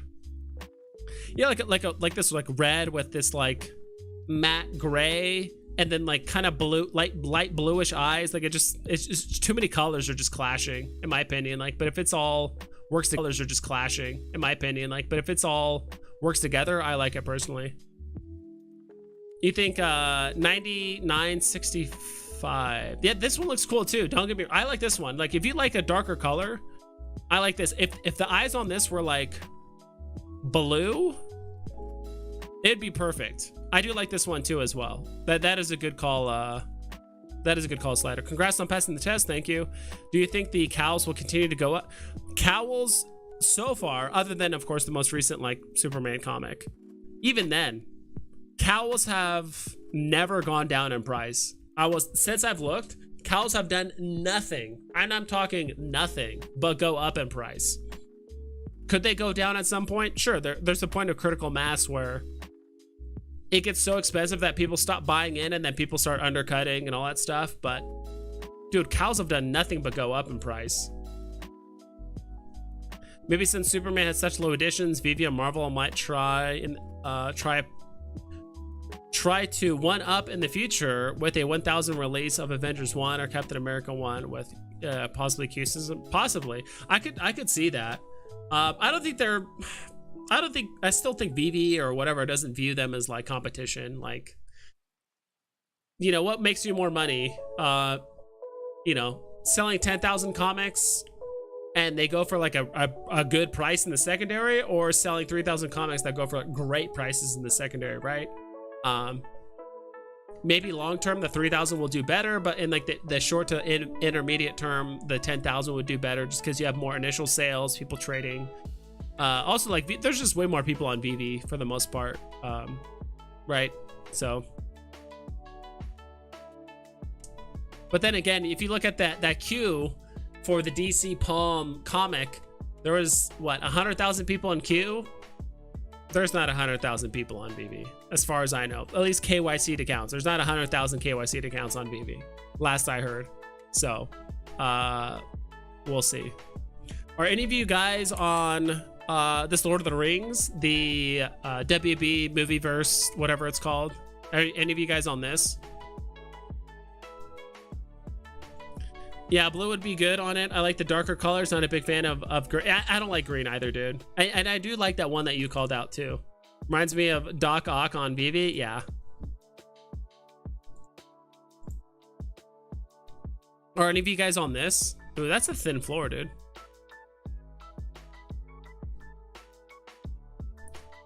It's about to get wild when Veve releases the Burn and MCP details. Dude, I'm telling you. So when they talked about Burn, you guys need to have Veve on notifications on Twitter, because I'm telling you, the second Veve announces, hey, by the way, we're burning the rest of Daredevils.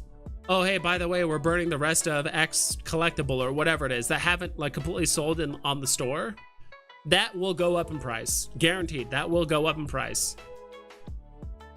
Whatever it is, people will start buying it up until the point where it hits box price, and then once it goes above or equal to box price, people will just start buying it from the store because that's just cheaper, right? Or maybe they just want to gamble for a better mint rather than just buying a guaranteed bad mint in the store or in the market. So, you know, just keep your ear to the ground on Veve whenever they announce a burn for a somewhat significant drop. I would say if the drop isn't significant or if no one cares about it, I don't know, we can even check it out here. So store, isn't there a tab that says like almost out? I thought there was a tab that says like, oh, almost out, or like almost gone. Maybe that's on maybe that's on the app and not on the website. I mean, like this comic, this Marvel Zombies, if it has a price point right here, it means it's not sold out, right? Because obviously this says sold out. Artworks, collectibles, like Chucky, whatever. Like, okay, let's just say, for example, let's say literally tomorrow they say, by the way, we're gonna sell we're gonna burn the rest of the Chuckies. I mean, Chucky is barely halfway sold, not even, just shy of halfway sold. If they announce it tomorrow, that means, if we view the details, can I not see this in the secondary market? Collectibles? Usually it shows like the most recent stuff. Let's say the ultra rare, whatever. Because that's actually above box price. I'm almost willing to bet. There it is. I'm willing to bet that this 21 will probably go up to like 35. Maybe like 32, 35. And then at that point, people would rather just spend the extra 5 gems and just gamble for the ultra rare. And just see if they can then get that to like 70 or 80 gems or whatever. If they literally announce tomorrow that they're burning the rest of the Chuckies, it could happen. Maybe Chucky's not a big enough IP, or people just don't give a shit enough about it. But if they do it for some other stuff, I do think Daredevil. I do think Daredevil is like a prime NFT that if they said like, hey, by the way, we're gonna burn this because Daredevil's having a new show. Daredevil comic itself is very big in like the comic collecting community, like FA Daredevil is like, it is like a big deal. So drops, let's go here. Where's Daredevil? So Daredevil here, it's, oh my god, dude. I don't know why it does this, dude. The last like 2 or 3 times I've done this, it just bright screens me, just blinds me. Blinded by the light. I like the Lord of the Rings, but didn't go for it. Waiting on the Todd McFarlane new FT. Same here, dude. So I need to talk to Dino because he did an interview with Trevor, who used to be on the VV team. They talked about it. I watched the video and I still didn't completely understand it. I think I watched like the last half of it. So I need to talk to him. But as far as I know, like November 1st, if you buy like $100 worth of like Todd McFarlane toys on his website, and out the checkout window, if you type in digital, you can then get like emailed a code, which automatically gives you a like spawn NFT or something like that. Like you basically get the first drop for free, whatever it is. I don't exactly remember, but it's something along those lines. I need to ask him for specifics and stuff, but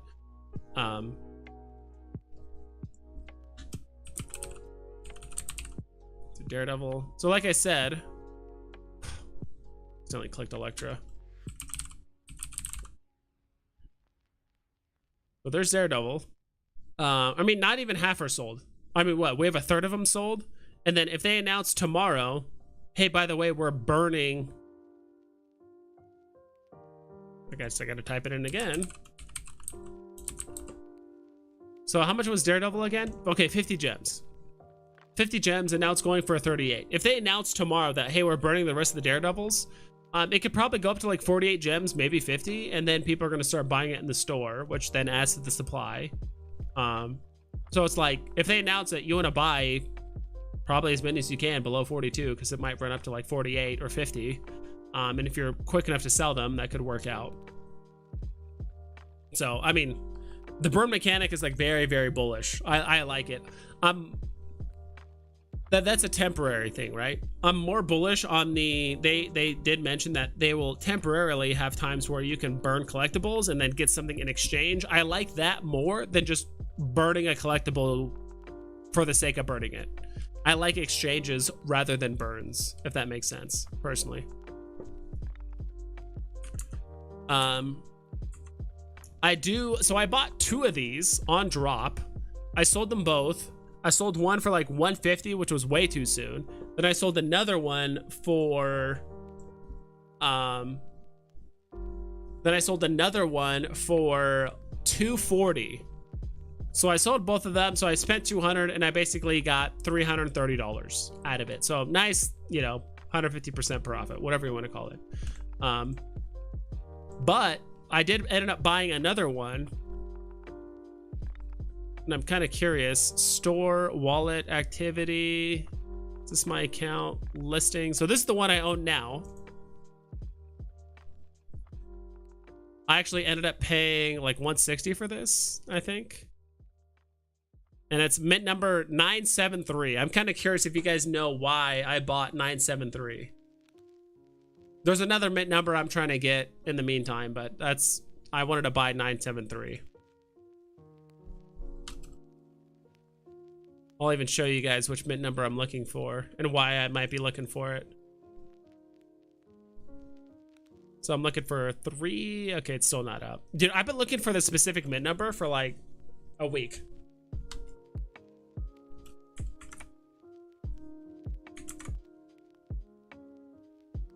I watched it this morning. They look really good and the showroom is nice looking. I like Spawn also, so don't mind holding it. Don't mind holding it if the drop flops. Dude, I agree. I like Spawn. I've always liked Spawn. Spawn is a very, very cool character. I remember watching the movie when, oh God, dude, what's his name? The actor that played Spawn. Michael J. White, that's his name. Michael J. White. Awesome actor. Pretty badass, to be quite honest. That was an awesome movie back in the day. I like that. Bit more to drink.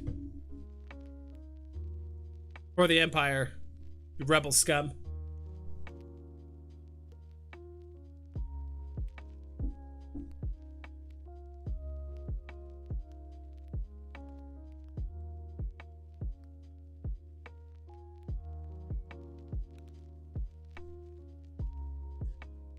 I'm curious what the top gainers are.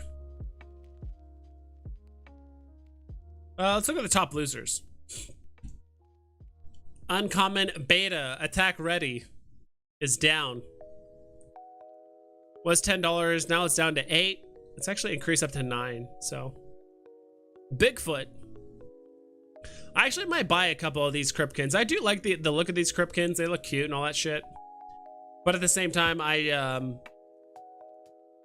mean, I don't know if they can go much lower. I mean, what was the box price of these? All-time low, $7. Store price was $7. I mean, they're basically back to store price.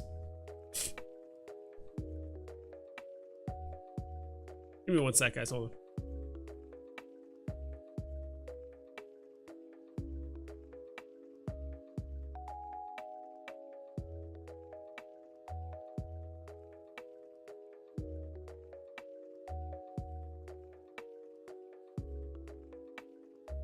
I was just blowing my nose, guys. I wasn't doing anything illegal.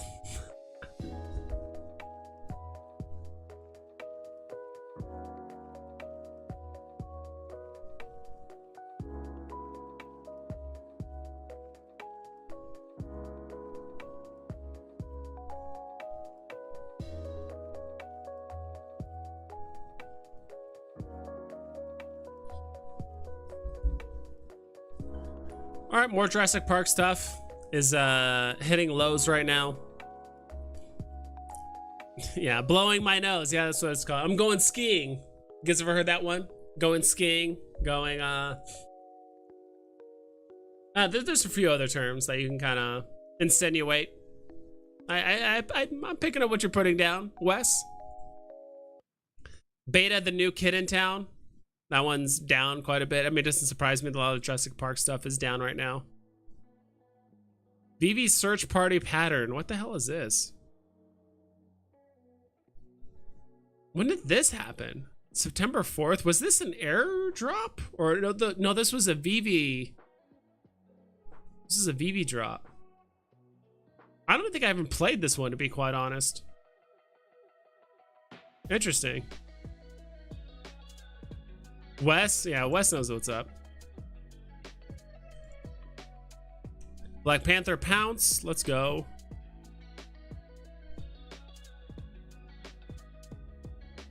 Weapon rack, silver and black. Down to $7. Dude, what was the box price for these again? Store price $60. Oh, down 90%. Down 90%. This is the rare too. This isn't the ultra rare. I mean, it's Back to the Future. Maybe they saw a temporary pump when they came out with the vehicles, but I mean, yeah, it was 50 and it went up to 90, 91. Now it's back down to 60. Alligator Loki. Let's see if we're making Randy happy. Down to $40 for an ultra rare. $40. Jeez. $40. All-time low. 33. Oof, that's terrible. Terrible. All right, let's look at the what are the top gainers right now? Top gainers. Are any of you guys Lord of the Rings fans? I'm definitely a pretty big Lord of the Rings fan, but I'm just kind of curious if you guys are Lord of the Rings, or like, is there a fandom that you guys are nerdy about that you don't tell like your friends or your family about? Like maybe it's like, yeah, maybe it's Lord of the Rings, maybe it's Warhammer 40K, maybe it's D&D, maybe it's I don't even know, like, you know, maybe you're a furry, secretly a furry, and you don't tell anyone. Or maybe you're a larper, a live action role player, and you don't tell anyone. I actually had someone tell me in their in my corp, and when I say corp, I mean I play EVE Online, and there's a guy that lives in, I think, the UK, and he basically told us, like, he's like, yeah, he's a LARPer, and he goes to this event once a year, or maybe it's twice a year, and people dress up, dude. Like, people dress up, and there's stats. You can dress up as a warlock, as a mage, a warrior. You can play a paladin. You can do all this stuff, and people dress up, and they literally have a stat sheet with all their stats on it. It's almost like D&D, and they role play everything like in real life. And if you die in the game, you know, you're in a forest or wherever, if you die, you go over to a person who takes your character sheet and they tear it up in front of you, and they're like, cool, make a new character. It's almost like an MMO, but in real life, and you can level up. But the thing is, if you die, you're dead for good. Maybe there's some classes that can resurrect you. I have no idea, but the guy said that I talked to, or that was in my, you know, corporation in EVE Online is the same thing as a guild or an alliance or a clan member, whatever the hell you want to call it. And so he was just telling us all this stuff. I'm like, dude, that sounds pretty sick. I'm sure they have something like that in the US, but I mean, to me, I just stick to Dungeons and Dragons. I'm actually starting a new group with my friends here in a bit. After I move and kind of get settled with my new job, I do want to start I do want to start a like D&D group. Tweet, David, you just announced an airdrop. David, you just said there's an airdrop 30 minutes ago, 40 minutes ago. He's like, I've got the set. You are at drop and uncommon only at 20 gems. And David, you said airdrop. Do you guys see this? Actually, I'm gonna pull it up right here. Do you guys see this?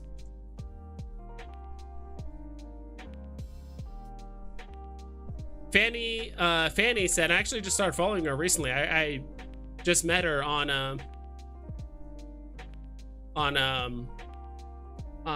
Jesus, Randy's stream. She seems pretty chill. I mean, I only talked to her for like 20 minutes until David, you got on and kind of took the show. And she says, I got the set. You are at drop and uncommon only at 20 gems. And David, you just said airdrop. That's all he said. You guys can't see. Airdrop. So if you have the set, he just said airdrop. What? And there's only 7 likes. This was a tweet that happened, what? 40 minutes ago. Should I FOMO into it? I don't want to spend 85 gems though on an airdrop. I don't know, dude. For Chucky? I don't know, dude. Even then, even if there is an airdrop, I'm not feeling it. I'm gonna drag this back over here. I'm not feeling it. Let's go back to here. Rip Alligator Loki, Dragon Ball Z for life. I bought a SR Morales and sold it for a 1.1k profit after fees. Let's go, dude. That's the only way you can make a profit on the market these days, dude. And Veve, you have to win something on the drop, or you have to understand what's dropping. You know, because it sounds like you understood Fun Under the Sun that like Miles Morales is a big deal, and probably some people listed it for too low. So you bought it, you knew it could go higher, and it did. You flipped it, you took your profit. Did it go a bit higher? Probably. But I mean, Miles Morales in the short term is going to go down. Like, that's just the way things are. So good move, Fun Under the Sun. Star Trek, dude. I'm glad you said that, Slider. I'm a big Star Trek fan. I've watched every show except for the original series. I know I've watched Deep Space Nine, I've watched Voyager, I've watched Next Generation, I've watched Enterprise, I've watched the first season and a half of Discovery until I did not like Discovery that much. I have not seen, what's it called? Something New World, something weird. Whatever the newest Star Trek is. I heard that's actually pretty decent, so I'll have to check it out. But we'll see. I don't know. I haven't checked out the show, but I'm a big Star Trek fan. I actually like Star Trek more than Star Wars. But I understand the appeal of Star Wars because it's very normie friendly. But people that are like actually like philosophical thinkers and like not normies do like Star Trek. At least like classic Star Trek. That hentai be different though. Yes. That hentai be hitting different. I understand. Veve, I tried. Lol. Veve, I tried, but I'm done with that for now. For what? Star Trek? Yeah, dude, the Star Trek drops are just duds on here. I'm a big Star Trek fan, don't get me wrong, but like if you look at my collection, I don't own anything Star Trek related. I don't own anything Star Trek related. And I have 2 other accounts too. I'm trying to merge as well. So like, I do think this value will probably go up to 3.5k. Once I merge everything, like this collectible value will probably go up to 3.5. And then the comic value will probably go up to like 1.8, maybe 2k. Once I merge everything that I have. We'll see. I like the Lord of the Rings quite a bit, but I'm probably wouldn't be too helpful in bar trivia about that. For me, I'm a huge Futurama fan. I play Edge of the Empire, Star Wars D&D. Oh, that's cool. Edge of the Empire. So you can roleplay as a rebel scum, a smuggler. You're a Wookiee, an Ewok. Dude, can you roleplay as a Gungan? Dude, I'd play as a Gungan if I really hated myself. But if in case you guys didn't know, and there is another mint number or whatever I'm going for. So the significance of 9 of this, the significance of 973, and there's another mint number I'm going for. So 937 is because of the 1 ring. 9 were given to men, 7 were given to the dwarves, and 3 were given to the elves. So you have the trifecta there, right? That's kind of what was said in the Fellowship of the Ring, and it's also part of the lore and the Silmarillion and blah, blah, blah, blah, all that stuff. But that's why I wanted to get 973, because it's in order, 973, right? 9 of the men, 7 of the dwarves, 3 of the elves. And then there's another mint number I'm going for that I've been searching for like literally every day, multiple times a day. That's how big of a Lord of the Rings fan I am. But that's why I wanted that specific mint number, is because of those 3 things. Airdrop the poster if you hold both.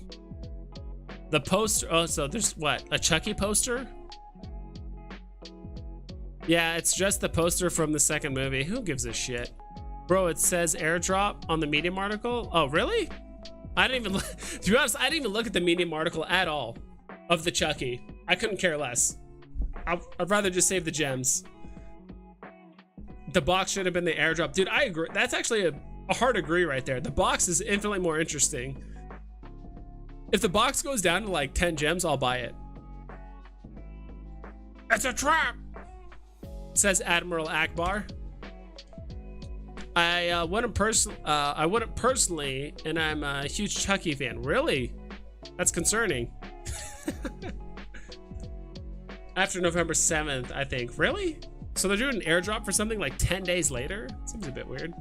I watched Next Generation with my dad growing up, and we are both still Star Trek fans. Yeah.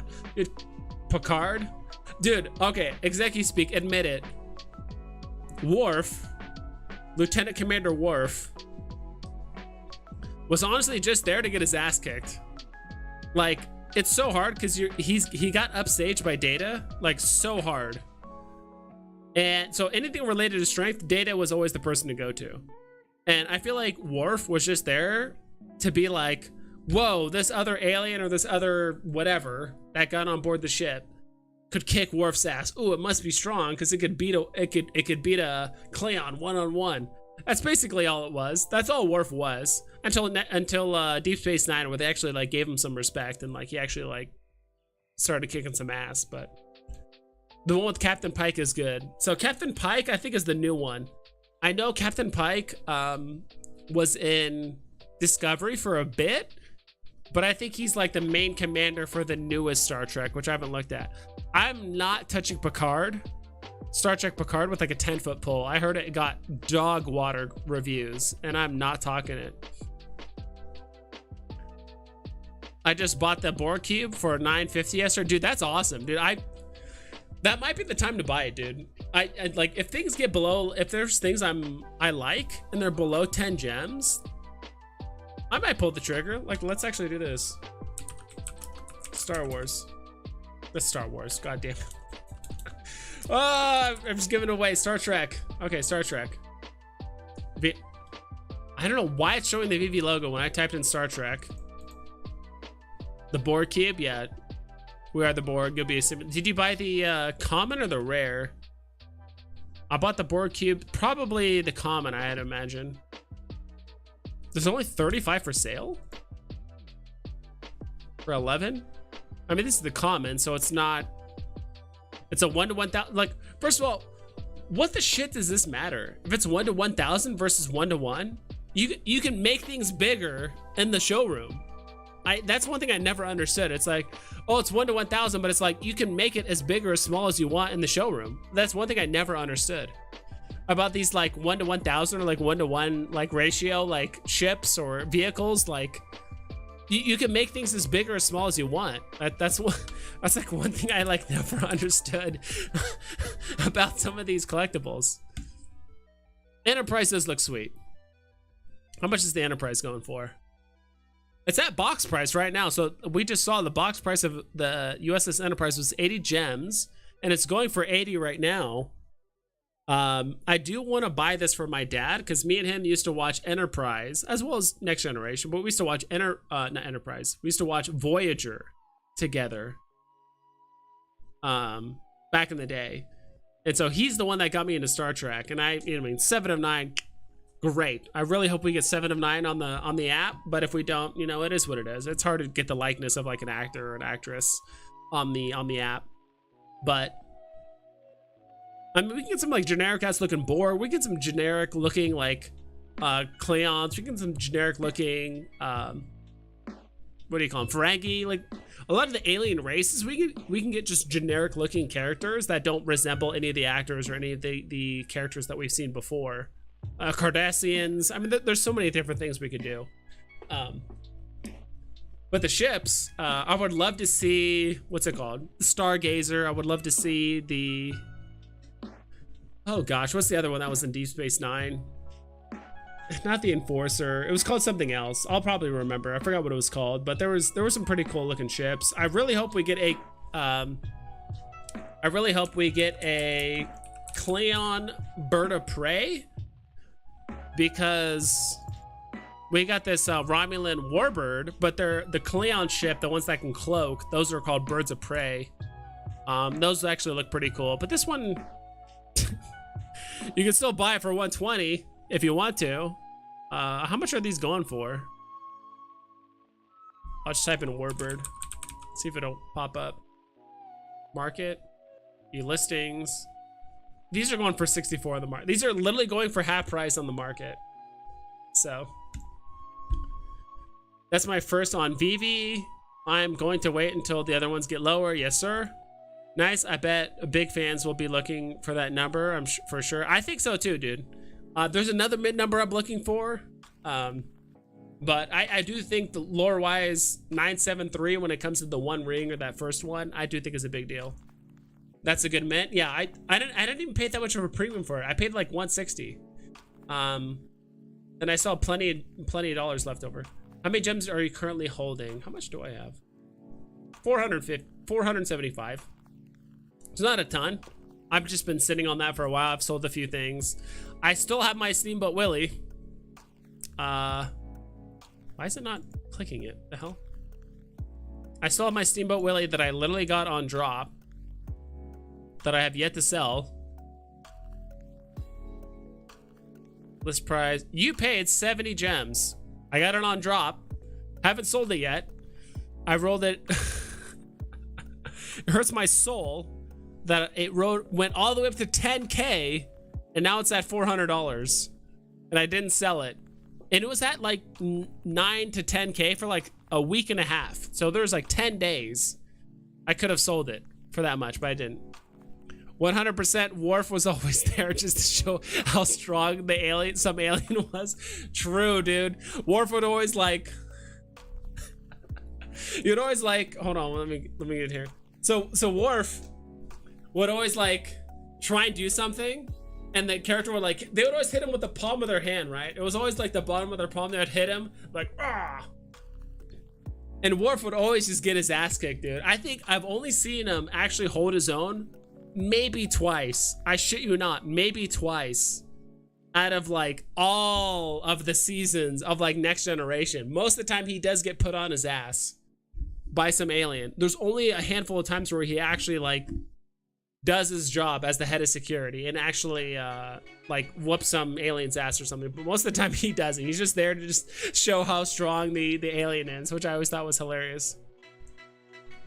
IRL, they go to different sizes, I think. Okay, it's cool. So wait, IRL, like, okay, maybe like in like augmented reality? I don't know. Not actually for the one-to-ones. If I recall correctly, you can't resize them in the showroom, but the 1 to 1,000 you can resize. So what's the point? So if anything, the 1 to 1,000s have more utility than the 1-to-1 ratios. I don't get it. The Defiant, yes, the Defiant. That's what it's called. 7 of 9. Yeah, dude, she was smoking.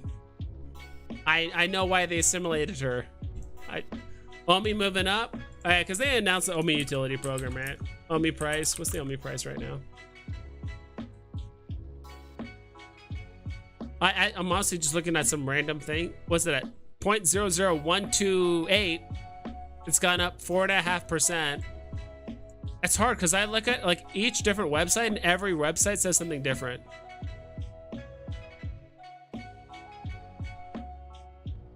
From what I've seen, it's gone up like anywhere between 4 to 6%. OMI. I could be wrong, but I don't know. Into FA Superman I did. John FOMO. FOMO into FA Superman I did. Is that Yoda? FOMO into Superman I did. I dig it. Are you talking about the comic or the collectible? Because I mean, either way, you're set. If you bought a Superman now, I mean, I think you're set. It'd be cool to get an ultra limited mystery machine, like 500 editions in this bear market. Mystery machine? What is that?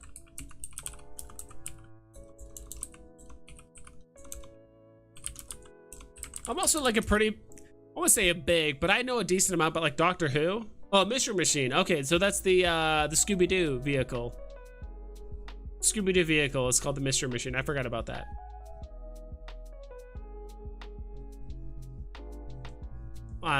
That'd be chill. I'm not big on like Scooby-Doo. Like I watched some of it as a kid, but never cared too much. Steamboat Willie is by far and away the best untagged NFT on the platform. Hands down. Other than like, of course, comics, because comics, you know, no comic has a tag technically, but it just has the FA like built into the description. But for untagged NFTs, Steamboat Willie is by far the best. For untagged, yeah, like no FE, FA, whatever the hell. This is by far and away the best. Think we will get Stormtroopers by the end of the year. I'm sure they'll got some big stuff on the shelf soon. Stormtroopers, I don't know. So far, we haven't got any drops like that, right? We haven't got any drops that incentivize mass collecting, like armies or a mass amounts of stuff, right?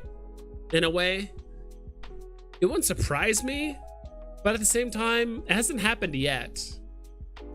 Like I'm trying to think of like an equivalent to that, like stuff that is meant to be built, like almost bought in mass, right? Like Stormtroopers would be a good one. Clone Troopers, Rebels, you know, all that kind of stuff. I'm talking Star Wars. You know, I mean, obviously we don't have Lord of the Rings, but if we did, you know, orcs or elves or men or whatever the hell, like dwarves, you know, something that's almost like army figurines where it's like, okay, buying one is cool, but like having a set or having a lot of them is like, now you can almost make a scene out of it. It's definitely possible. They haven't done it yet, but there's always a first for everything on Veve. I like that idea though. John, I mean, everything on the app is relative 100%. We sold for 100K. You would have waited a few weeks, saw the dip. I would think it's a good time to buy, but that would have probably tanked to 500. Exactly. So like, I get what you mean, John. I have a friend, or I know another person that bought Walt at 42K. So even though Walt's at, let's say I don't even know, what's Walt at right now? If I type in Walt, will it pull up? Okay. So Walt right now is at 3.3K, let's just say. So Walt all-time high, I believe was like 4,500, 42, whatever, or 42,000, 45,000. So right now it's legitimately down like 95%. Technically it's all-time high. But so is everything else. Like everything else is also down like 90 to 95%. So let's say it took you 20 collectibles. It doesn't matter what the collectibles are. Let's say it took you 20 collectibles to sell to have enough liquidity to buy Walt at 42. It would probably take you those same collectibles, those same 20 collectibles to sell to buy it at 3.3. Because everything is relative, right? Walt went down 90% or 95%. A lot of collectibles also went down 90 to 95%. Like that's just what's going on. So I get what you mean. Props would have tanked to 500, yeah. Wait a sec, flip that. The 101 is resizable. The 1 to 1000 is not. Okay, gotcha. I think he means FOMO into Superman. I did. Yeah, that's what I figured. Dude, like he FOMO'd into buying Superman. Let's go. Steamboat Willie investment, that makes me smile. Let's go. I still have mine. Should I have sold it at 10K and then buy 20 of them at the current price? Probably, but no one knew what was going on.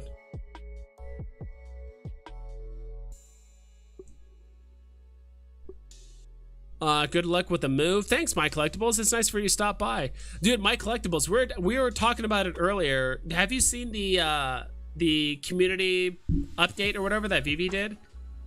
There was people in the chat, including myself, were trying to guess what the hell that Star Wars collectible was behind David Yu, because it had a picture of Boba Fett, but it was like red and yellow and blue, and we're like, what the hell is that? Until he put it up to the screen and he's like, oh yeah, by the way, this is a prototype version of Boba Fett in like toy form. I'm like, dude, that is nuts. Like, that is crazy. Is what he has like super expensive? Like, we were asking earlier, like, dude, it'd be so nice to have My Collectibles like on the stream, or at least just like talking about that that toy. John, guessing that friend is rich, or I'm assuming, or whatever, rich, or I mean, I know he makes a decent amount of money, but Again, it's all relative. I mean, it's like, did he actually spend $42,000 on it? Probably not. It's mostly because he probably bought what, $5,000 worth of collectibles that then went up in value because of the bull market, and then he sold those to buy Walt. So I mean, that's I feel like that's what a decent amount of us did, buying stuff from like what, November, December, January, February. I want to get a Steamboat. I think it's underrated and an iconic character. This will be a big one for big time Disney collectors for sure, dude. Especially getting the ultra rare. That is the creme de la creme when it comes to Mickey. Is it FA? No. I mean, this is FA, Mickey. It's a double FA. It's Walt and Mickey.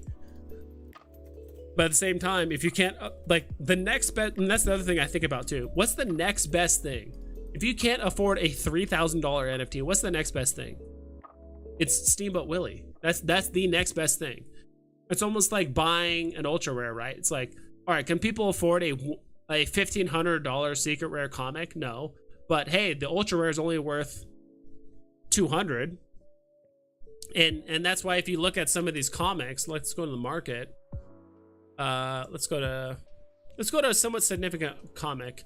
I'm almost willing to bet, and I might shoot myself in the foot here. I'm trying to find A15. I'm almost, before I even look, I'm not even looking at the screen. I'm willing to bet that there is less ultra rares than there are secret rares in the market, in circulation, typically, because the secret rares, the ultra rare is more affordable. Yes, I just called it. I didn't even look. Like, this is typically what happens. There is less ultra rares than there are secret rares, because not everyone can afford $9,000 for a secret rare, but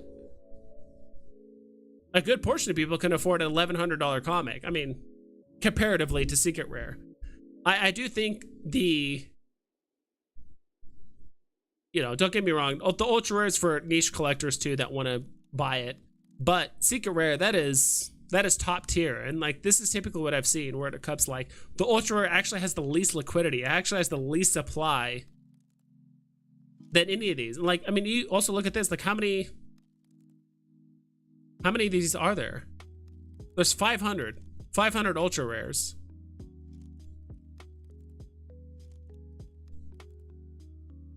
And 250 secret rares. So even though there's double the amount of ultra rares on the market, there's less of them in circulation. Which is why, personally, I've always been more bullish on ultra rares. Like, don't get me wrong, secret rares, the top tier, whales, all that stuff, they're gonna want to buy it. Don't get me wrong. But I've always liked ultra rares. First of all, VV exclusive art, that's awesome. And on top of that, it's more liquid. It's easier to flip it if you do want to cash out of something. Like, it's somewhat difficult to cash out of a secret rare. You're gonna have to undercut pretty heavily because it is so expensive. You're gonna have to give someone a good deal. You're gonna have to convince someone to spend $8,000, $8,500, $9,000 for a comic. That's just me personally. But I'm willing to imagine, like, even this. I bet you it's the same song and dance for these. Yeah, look. 30 ultra rares, 33 secret rares, but there's double it's always been the same story. There's double the amount of ultra rares compared to secret rares, yet there's more secret rares in circulation.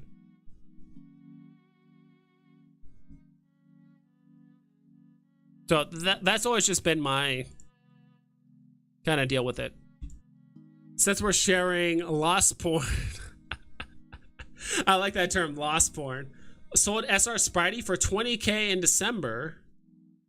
Bought partners at $17K, sold partners at $30K, had $40K liquid in February, decided to buy the first 100 dips. Now I'm at $5K. Dude, that's fantastic, dude. I mean, you still made out well.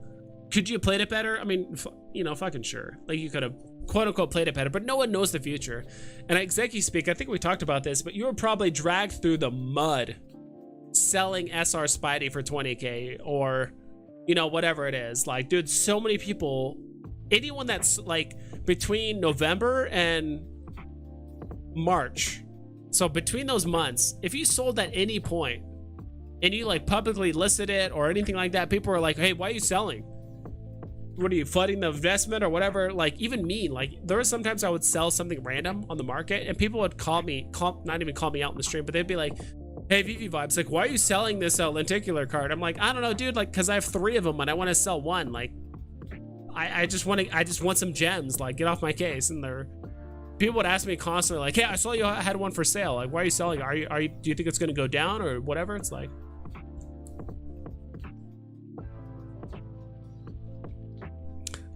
okay, that's why I use stars. Well, until you said it. I thought you meant like rich or whatever. Yeah. I think you should make that move if you're bullish. Use your current balance and sell your Steamboat Willie and then buy a UR AF15. I don't know. At this point, it's like I've already written it down this far. I'd rather just hold on to Steamboat Willie. And I think there's also something to be said about like being the original owner of something. I honestly, I haven't really been too active on Veve. I've just been playing drops. I don't want to deal with like the flipping and selling and all that stuff on Veve.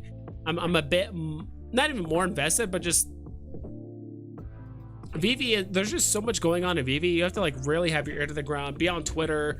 Things move, things change. There's airdrops announced. There's all kinds of stuff. It's almost like too much going on.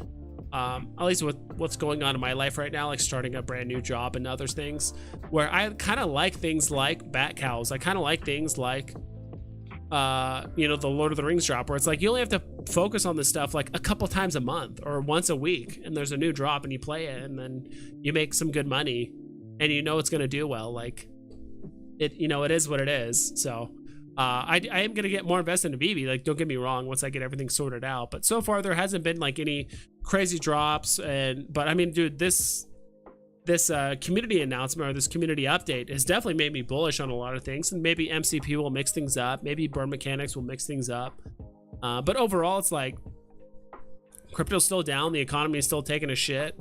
And while those things are happening, yeah, the people that are already invested in Veve might put more in, but it's all the things that are happening in real life aren't going to convince speculative investors to keep seeking other places, right? Or people that are on the fence about NFTs or crypto to like go look at speculative investments. You know, until things recover and people have extra money, they're not going to do it. Or until Veve starts advertising and or the licensors start advertising, like it's not much is going to change in my opinion. Yeah, most of the time the UR is lower supply and 5 times less the price. I agree. Good call, Slider. We're one of the same. Oh yeah, Market Chat lost their minds when I sold partners at 30K. LOL. Yeah, dude, I bet you got dragged through the mud. And dude, Dino, what's up, dude? Slider. Dude, Dino was the only person that was right. Back in February, where he was even though his thought process was right, but initially when he was talking, like, first of all, he was actually right on fronts. He was talking about Star Wars. Maybe it happened a little bit later than he thought, but like when Star Wars came out, he was right. Selling early in February, dude, if you sold everything in February, you'd be making out like a bandit right now. You'd be making, you could have bought your vault value, what, 3-4 times over right now? Like if you literally sold everything in February, you could have rebought your vault 3-4 times over by now, right? But no one knew that. Dino actually stuck to his guns. Initially when I joined Veve, I was like, all right, I'm just gonna buy, I'm just gonna flip stuff. All I'm gonna do is make money. I don't care. Okay, like this comic stuff is kind of cool, whatever. Then I kind of started getting too involved. I don't want to say too involved, but it's like I got caught up with the community. I learned more about comics and I became a collector, which is not a bad thing. But at the same time, as of right now, and it's something that there was a recent interview with like NFT Pirates. He said like, unfortunately, right now on Veve, the only people that are getting, you know, hurt or penalized right now are the holders. Like there's not a lot of benefit to holding stuff right now because, I mean, you look at Bat Cows, you look at DC has been doing an amazing job rewarding people that are actually holding stuff. They get airdrops. Bat Cow holders get cool stuff. Like there's actually reasons to hold things right now. But on Veve, that's not necessarily the case. So, I mean, it is what it is. Because basically everyone that basically sold or just cashed out all got rewarded. Whether they actually cashed out money-wise or they sold all their stuff because they're bearish and they weren't able to cash out because of KYC or whatever reason, but now they're like, oh wow, this thing I sold for 1,000 gems, now it's worth literally 60 gems. I could just buy 20 of those and make my money back, or just like just you know, 10x my investment initially. I didn't call you bandit. It's a term, like you made out like a bandit, like you kind of just stole something, like you just, I don't know. I didn't mean to, yeah, I didn't mean to call you a bandit. Watch that Todd McFarlane vid you did. I'm pumped for that. Yeah, Dino, I meant to hit you up, dude, about that Todd McFarlane. I don't completely understand it, to be quite honest. I think because I watched like the last half of the video. I haven't watched the first half, but it sounds like November 1st, buy $100 worth of Todd McFarlane stuff, use the code digital, and then you get NFTs. That's all I know. Is that right? Yeah, I did sell everything in February. The only difference between people making it and me is I didn't shut off the app between then and cash out. Yeah, exactly. So you played your cards right. And I mean, there was a point, I shit you not, when I was thinking late December, early January, I told myself, I was looking at my Steamboat Willie that was at $9,000 to $10,000. And I'm like, I thought to myself, are people really going to get on the app and spend $10,000 on Steamboat Willie when he was like, this was in the middle of when he was at that price, and I was like, maybe. But you just hear so many stuff. I'm telling you, every content creator was saying we're going to the moon, this is great. Vivi's telling us we're having 20 to 30,000 new users a month. You know, the what's it called, the gem purchases, all that stuff was through the roof. We had so many gem purchases. Vive had like 2 million users, like just all this crazy stuff where we're like, holy shit. And it's the holidays, right? So everyone's telling their family. So Dino and my Collectibles and myself and every content creator or every user that's on Vive, they're seeing their family for the holidays. They're telling their brothers, their sisters, their mom and dad, their aunts, their uncles, their grandpa, their nieces, they're telling everybody about Vive. There's drops happening through the holidays, all kinds of stuff. I'm like, all right, that makes sense. Like, people see these drops, they literally see their, you know, their friend or their relative literally land a drop for 60 gems, and they could sell it for 500 gems or 1,000 or 10,000, whatever. Why not put money in it, right? So it was just a way different time back then. So I'm not saying we're like intentionally fed lies, but that was the general belief, like across the board, community wise. And we all bought into it, except for a handful of people. I'm getting his autograph at DeCon. Who? Wait. I'm happy with my collectible. MC is here. I'm getting his autograph at DeCon. How much are you charging? Oh, for my Collectibles autograph.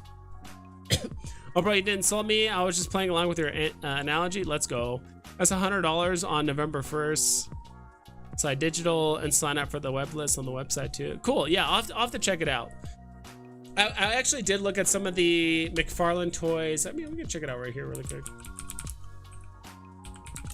So this is where you go, I believe. McFarlane Toy Store. And I have dark mode on, so your website might look a bit different. I don't like to blind my viewers, so I have a dark mode on. But there's anime, there's My Hero Academia, there's 7 Deadly Sins and Avatar. So if you guys are weebs, you guys can get some stuff. So last I heard is you want to buy $100 worth of toys, or just anything off this McFarlane store, I believe. So there's DC Direct, where you can buy, I don't know, Jokers and The Rock, Black Adam. So some other stuff. I thought I did see, there was a couple things I did see that I did want. Batman. I think there was a Batman Who Laughs. No, it's the Batman. That's like the most recent one.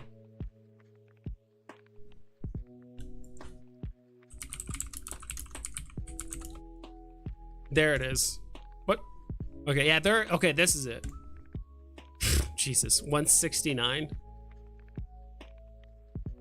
So, I mean, you could just buy this alone. I do like the Batman Who Laughs a lot. I don't know if I like him $170 a lot, but Batman's.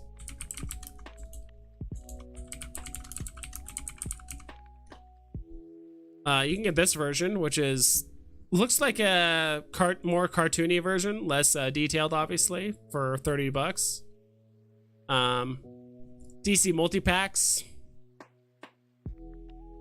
all kinds of stuff. Green Lantern. I do want to get something with the Flash. My favorite DC character is the Flash. That is by far and away my favorite DC character. I like Batman, I like Superman, I like the Justice League and everyone involved, but the Flash is by far my favorite, personally. Dune, interesting. A lot of the Fremen on here. Legends of Vox Machina. If you guys know what that is, you guys are certified nerds, but if not, kind of cool. They do have some gaming stuff. So there's Doom, Mortal Kombat, Elder Scrolls, Warhammer 40k, Disney Mirrorverse, The Witcher, Warhammer 40k. Let's see what they got here. I know there's some Warhammer people in here, maybe that are familiar with it.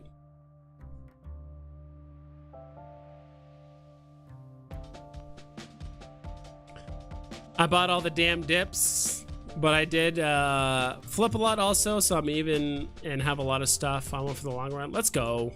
I bought dips too. No one is perf, but I'm happy with my position after my big paper landing in February. Let's go. Let's go. Congrats. Cool, guys. Dino, did you buy any of the... Oh. Did you buy any of these? The Superman? Did you land a Superman comic at all? Because I did. I landed a comment. I think I might have said that in the content creator chat. I landed a comment on the drop, which is sick. I got a comment in Harley Quinn on the airdrop. I got 2 of these Legacy Bat Cows. I still got this Bat Cow. But dude, some of the Superman comics were...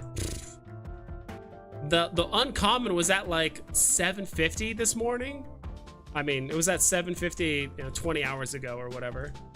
Obviously, it's gone down a bit since then. But it's at 525. Yeah, this one's glitched. I don't know why it still says 525. Visiting my uncle in Beacon, New York. No, LYE. I don't know. Ron English lives directly across the street. Let's go. Too bad he's in Texas at the moment, but my uncle talks to him and says he's super cool. Let's go. I have none now. Ooh, so you did, and you have none now. Let's go. Are you just cashing it out, or are you keeping the money in there to play future drops? Because there's going to be some pretty sick comic drops in the future. 78X was irresistible when I expected a dip. 78X. On the comic, so you sold yours for like over $700, or like close to like 750. That's crazy, dude. So you must have landed what? A rare? I'm assuming. I could be wrong, but dude, that's awesome. I mean, I still have my common. I'm not sure if I'm gonna touch that or sell that anytime soon. As you can see here, I bought it for $9.99. Owners 1165. And dude, Bat Cows are going nuts right now too. We were just looking at Bat Cows. Yeah, so you got the rare. That's what I figured. And dude, Bat Cows are... We were looking at Bat Cows earlier. That's not the Batman collection. I don't give a shit about that. Bat Cow collection. The cheapest Bat Cow, dude, is $700. I think the last time we talked, you did say you were kind of grabbing some Bat Cows, which has been the smartest move so far. The only thing that has been consistently going up, week over week, month over month, has been Bat Cows. I mean, the Superman drop, don't get me wrong, it went up a lot last night, but then it's gone down, and it might go up again tonight. Who knows? But Bat Cows has been consistently going up and up and up and up. So it's pretty nuts.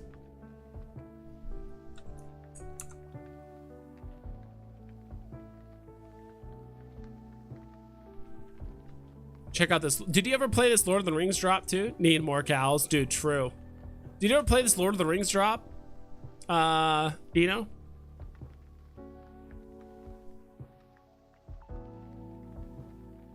Wow, this 110 is still just chilling here. Part of me also just wants to buy it and just like relist it for like 145, but unlikely.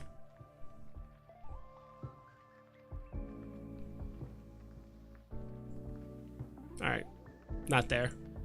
Specific number, mid number I'm looking for, but Dito just got here. Do you have a back cal? Yes, I do. I made half my money back on my back cal so far. Yeah, dude, just the airdrops alone has been pretty awesome on the back cals. Like you probably either made your money back if you sold literally everything when the airdrop like first happened, or if you might have gotten lucky on a few airdrops. But if you got really unlucky and you got nothing but commons, like you probably like Geo said, you probably made like half your money back like already. What's the comic? What's with the comic Superman missing the 10-cent label on the cover? Yeah, people talked about that before. Like, is that because the facsimile version of the Superman 1 comic doesn't have the 10-cent label?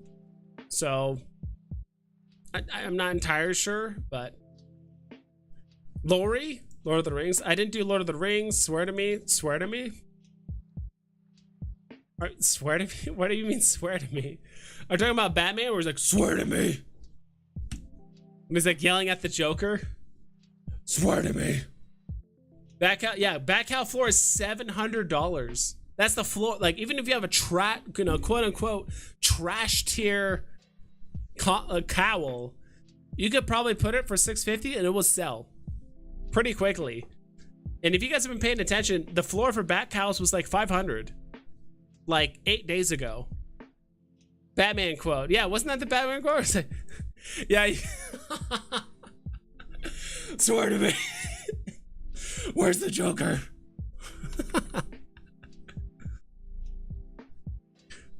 Martha. Oh, Martha. Wait, my mom's called Martha too. Batman v Superman was so trashed here. So trashed. You're tempted to sell at 700. I think hoping for a legendary drop or something. Yeah, well, I think a big reason why the floors of the bat cows have gone up is because people that landed rares, even, I mean, if you sold the uncommon at literally the perfect time, you could buy a bat cow. But anyone that got a rare or higher and sold it, I bet those people did buy a bat cowl, which is why the floor has moved up quite a bit, because people want to get in on these bat cowls. I also noticed the price of the Batman Legacy comics. They did go up a little bit. They were at like 95 before the Superman dropped, and then it went to like 120. The Batman Legacy comic has always been flirting between like 95 to 120. Always. It's been moving like that for the last like week. Another comic that actually moved up quite a bit soon after the Superman drop, which was the Common Harley Quinn. The Common Harley Quinn went up to like $25 after the Superman drop, which was kind of surprising. You can see the floor now is 16, but like not too long ago it was at 25. Like there's a period of time where the common was almost as much as the rare. Which right now the rare is 24, but like the rare was at 26 and I think the common was at 24. So like in a way, if you're willing to spend a couple extra bucks, you can almost just like 1 for 1, like a common for a rare, and just do a direct upgrade if you really wanted to. I ended up not pulling the trigger. I just didn't want to deal with just undercutting and just like constantly looking at the market.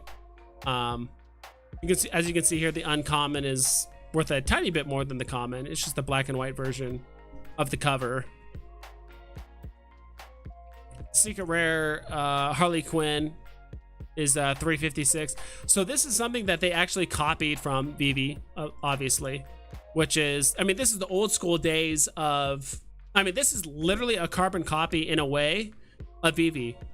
The same cover 4 times, secret rare, or in this case the legendary, is a panel pull. I'm assuming this is a panel pull of the comic, which is why it has like Joker and Harley Quinn and stuff on it. But usually it's the same cover. I mean, of course, the ultra rare, I believe, has no text on it, like no title text. It's just the artwork, just kind of blown up. So that one does the epic, I should say, not the ultra rare, the epic. So a pretty cool look. But I do like the fact that the Supermans actually are like, I'm actually kind of glad Palm didn't do exactly what Veve did for these comics. They copied the 5 rarity system, fine, whatever, but they almost made like the uncommon like a lower quote unquote grade comparatively to the common. And on top of that, I kind of like the fact that they just copied the comic. And I heard like the interior panels, I actually haven't opened my comic yet, but the interior panels are the exact replicas of the comic. So it has like all the ads and all that stuff too, which is really cool. There's a grading system. All the comics are identical. They look exactly like the cover. There's no exclusive covers. There's no panel pulls. There's no nothing. So I think like they're really trying to appeal to comic book collectors. They're trying to show everything that appeals to comic book collectors. Comic book collectors are what? Familiar with the grading system. They're familiar with the fact that like the degradation of like how well it looks. They're familiar with the inside where it has all the ads. Everything is pristine and like looks the exact same. Of course, this doesn't have the 10%, you know, price tag that the originals have. But I think they're like really trying to appeal to like hardcore comic book collectors that are like, well, I don't want this because I don't care about the Veve exclusive covers or this or that or renditions of the cover. Like I just want the original, and that's it. And this does a pretty good job of it. So I'm kind of glad that. And there's no mint numbers either, right? So there's no mint numbers to juggle and price high or low or whatever. I mean, I guess it's a catch-22 because it's nice. It's very simple for the buyer to just, hey, if I want this comic, I just buy the floor price. I don't have to worry about mint numbers. But at the same time, I do think that is one thing that is unique, is that there are mint numbers involved on Veve's comics. So you can go to mint hunt that 1939 mint number comic. I mean, when it comes to the comics on DC so far, it's just you buy floor. If you want it, you buy floor. There's no mint numbers to hunt for. There's no specific thing. You just buy it, and that's it. That was absolutely the worst twist in any movie I've ever seen. Which one? Am I missing something? Did I make a reference for something and I forgot? The Batman quote? People probably are thinking they will give bat cowl holders first dibs on next comic. I think bat cowls will only get dibs on things related to Batman. It just feels weird that they're, I mean, then again, we got Harley Quinn stuff. We did get airdropped Harley Quinn stuff. So I don't know. It makes sense that we don't get like first dibs on a comic. To be quite honest, I hope we don't get first dibs on comics. That would just saturate it even more. And if anything, because there's what, like 10,000 bat cowls, which means there's probably what, like 7,000 unique holders. If they allowed every bat cowl holder to have first dibs, that means the bare minimum, the comic would be what, 8,000 mints, which is still really low. Don't get me wrong, but I'd almost rather have it like this format where, you know, you just get lucky, you buy it, that's cool, whatever, like it is what it is. So it's tempting to floor the Soups Legendary, pick up a cowl and cash the rest out. That's true. Or buy multiple cowls. Dude, I'm telling you, the cowls, people are always trying to get in the cowls right now. I mean, if you sold your Soups comic, because I forgot Execu Speak you have one. If you floored your Soups comic, let's say for $4.49, just to confirm the sale. Okay, you might have lost out on a couple $100, but like you just want the $4,000 ASAP. You put it for $44.99. So $4,500 basically, and someone buys it. I mean, you can do whatever you want, but personally, I'd probably buy like at least 2 cowls. Buy 2 cowls just off the floor, maybe 3 or 4, and the rest you can cash out. You know, if you're feeling that you want to rebuy like a common for $500, and then you want to buy a couple legacy comics, because these legacy comics are technically the first DC comics ever on the blockchain, ever. It's the first official DC digital comic. Is the first physical comic? No, that's actually Harley Quinn, because there's actually a physical Harley Quinn comic. There's no physical legacy Batman comic yet. Maybe there will be in the future, but who knows? But it's up to you. I mean, so far the only thing that's been consistently going up in price, like month over month, has been bat cowls. That's the only thing. Not financial advice, but I would. Floor will probably drop when Ace Action Comics #1 comes, or Detective Comics #27, which is the first appearance of Batman, right?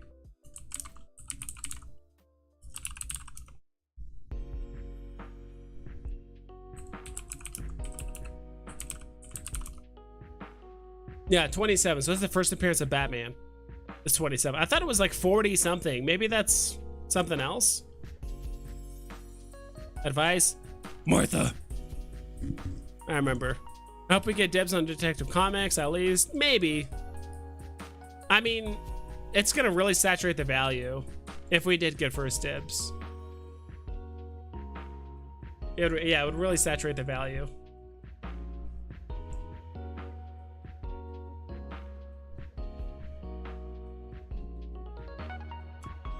Cool. Is anyone playing it? Like, I played the first Marvel Zombies drop. I don't think I played any more of the Marvel Zombie. Like, how many more Marvel Zombies are they going to come out with? Okay, actually, I did get the Marvel Zombies, this one. I did actually play this show. So I played the very first drop and then like the #3. I don't know why I skipped #2. So I got the common here. Common is going for 615. Kind of don't like this music. What the hell is this? Let's go. I don't know DC as well, but I think that's also just first appearance of Joker. Really?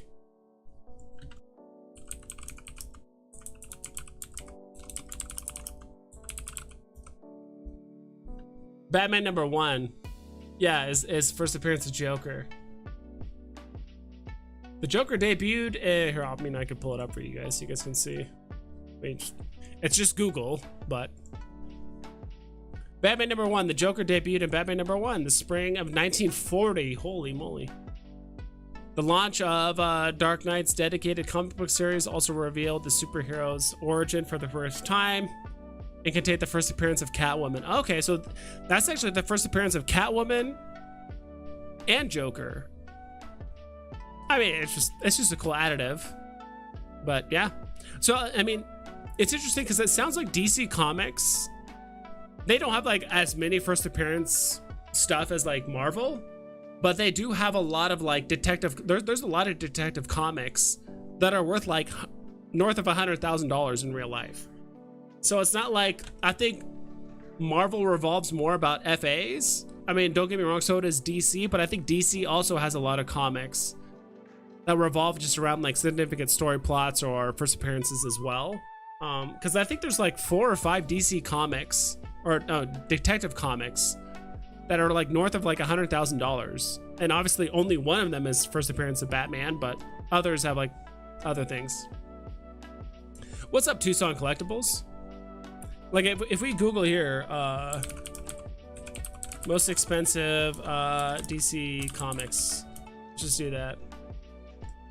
I've already clicked on this link. So if you look here, so Action Comics #10 is worth 163 grand. You know, I mean, and of course these are all assuming like 9.8, 9.6, 9.0 grains, whatever. So Detective Comics 29.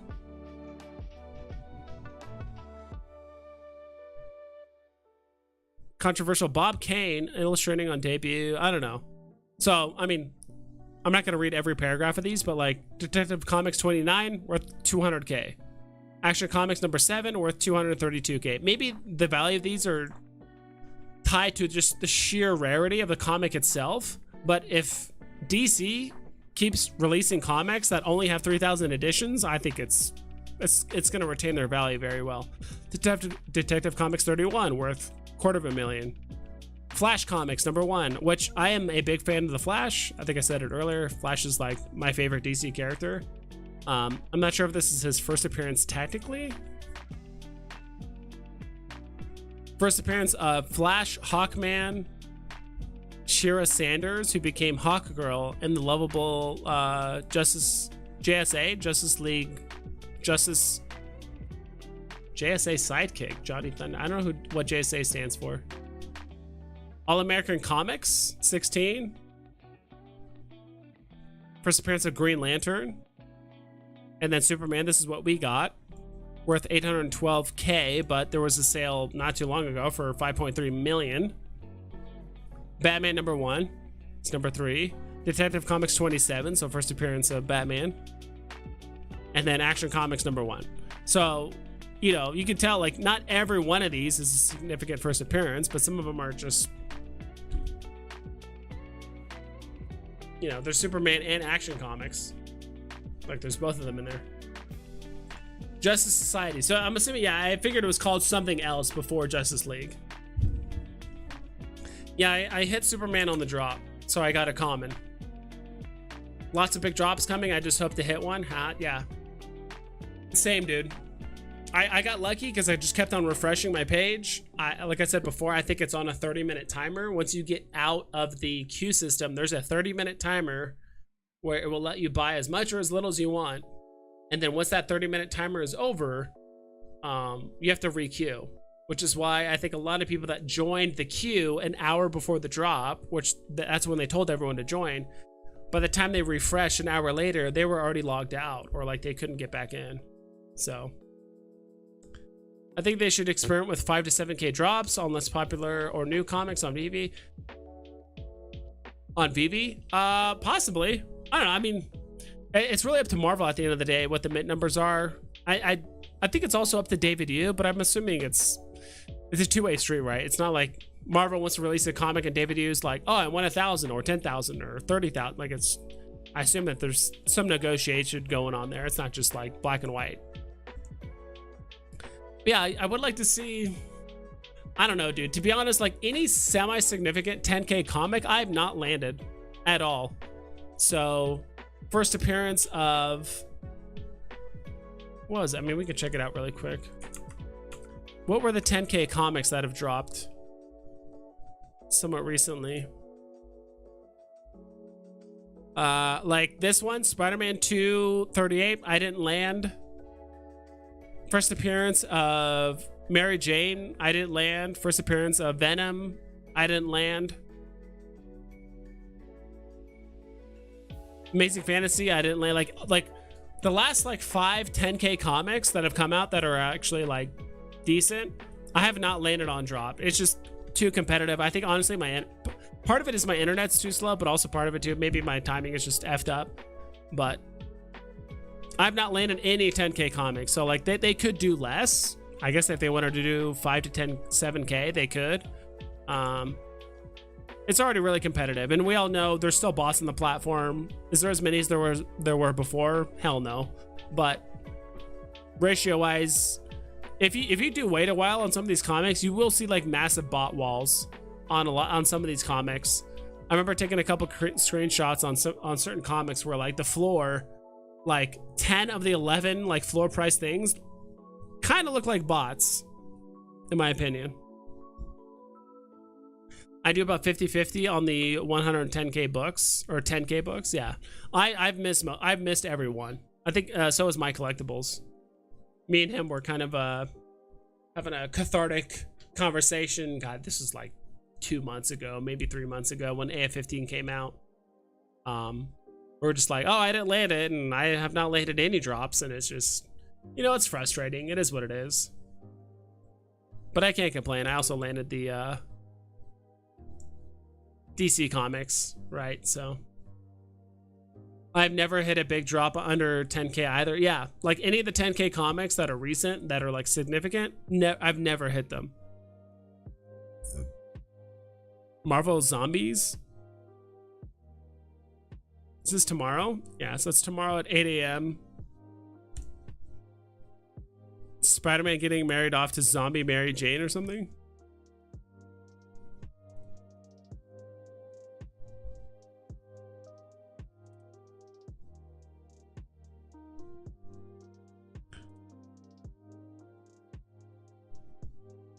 That's weird. Kind of a weird comic. Do you guys think this will sell out?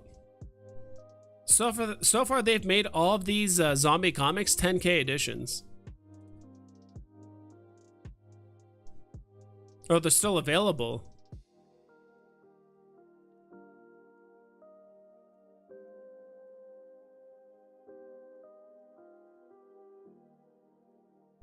Okay. So everyone besides 1 and 2 are still available. So 3, 4, and 5 hasn't been released yet, but so far 3 and 4, they're still in the market. Yeah, you can still buy this. Just looks weird. I mean, I feel like anytime one of these series come out, like this, only like the first appearance or the first issue or the first issue of the series is always the most significant, I feel like. Unless there's some crazy FA character they introduced in, like, you know, issue number 11 and it becomes like a super, super popular character. But other than that, I feel like usually it's like 1, maybe 2 that gets bought. But usually like the first one is the most popular and the rest are like, meh. I think I only bought this one or played the drop because I had a Wolverine on it. That's literally the only reason why I think I played it. And this is also a rendition of the... that's one thing that's kind of cool about these covers is that these are renditions of like classic covers, roughly. I know these first 4 are. I don't know about this 5th one. I'm not familiar with it. I wonder if it's location based. My friends and I are from my state. Almost always get 10K comics. Interesting. What state do you live in, Austin? First 2 zombie books sold out. The next 2 still available. Yeah. I doubt if it does. Just buy one in the secondary. Inexpensive. Yeah, if you just want the common, they're all below floor price, or all below box price, I should say. I think we just looked like Marvel Zombies #1 is 6 gems right now. It's really inexpensive. They are selling zombies merch at Disneyland. That's what I heard too. I like how like Wolverine here is like vomiting up eyeballs, which is gross, but also really awesome. There's like zombie Captain America, and then Thor, then Iron Man. It's pretty cool. The Wasp is back there. Is that Ant-Man? Technically? Yeah, that's Ant-Man, and then there's the Wasp back there. I still have my I think it's on this account.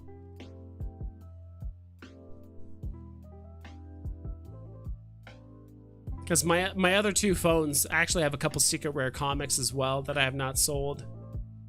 But I know this account has... Which one is it? My Marvel Comics 1. Someone gifted me this Marvel Comics 1 like a long time ago. I still have yet to sell it.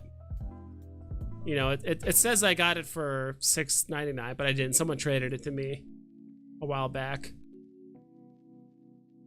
Look at the comics. Let me organize it by... I have 1 secret rare on this account, but my other 2 accounts have like 2 secret rares. Oh yeah, so it's Avengers. This is one I still have. Could I have sold it for $550, $400, and just... Sure. Yeah, I just really like this cover. This secret rare. Really awesome. Return of Captain America as he joins the Avengers. First time Captain America joins the Avengers, right? Silver Age comic, I believe. Awesome stuff. So I still have that secret rare. Not sold it, haven't touched it. Pennsylvania, we all have different phones from various generations. Interesting. Huh. I know some people think that like the like people on like the west, on the East Coast have like easier chances of like winning and stuff like that. I'm not sure. My tablet, what's your thought on what floor should be or where it can go on the secret rare Black Death Reaper? Honestly, I don't know too much about like independent artists. I don't really pay too much attention to them. It's just like way too niche for me, or niche. Niche. Technically it's niche. It's way too niche for me to like. Independent artists just do their own thing. I don't know. It's either you like it or you don't, right? Like me personally, even though it's like super rare, like for what 200 for is that the floor 325 for 325? I feel like there's a lot of other things you can buy. Like, actually, let me look here. There was a good.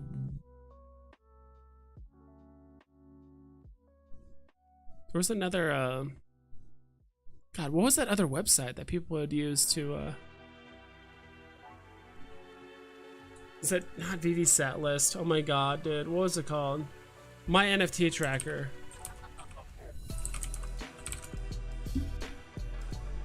Not even logged in. So let's look at the NFTs you can buy. So floor.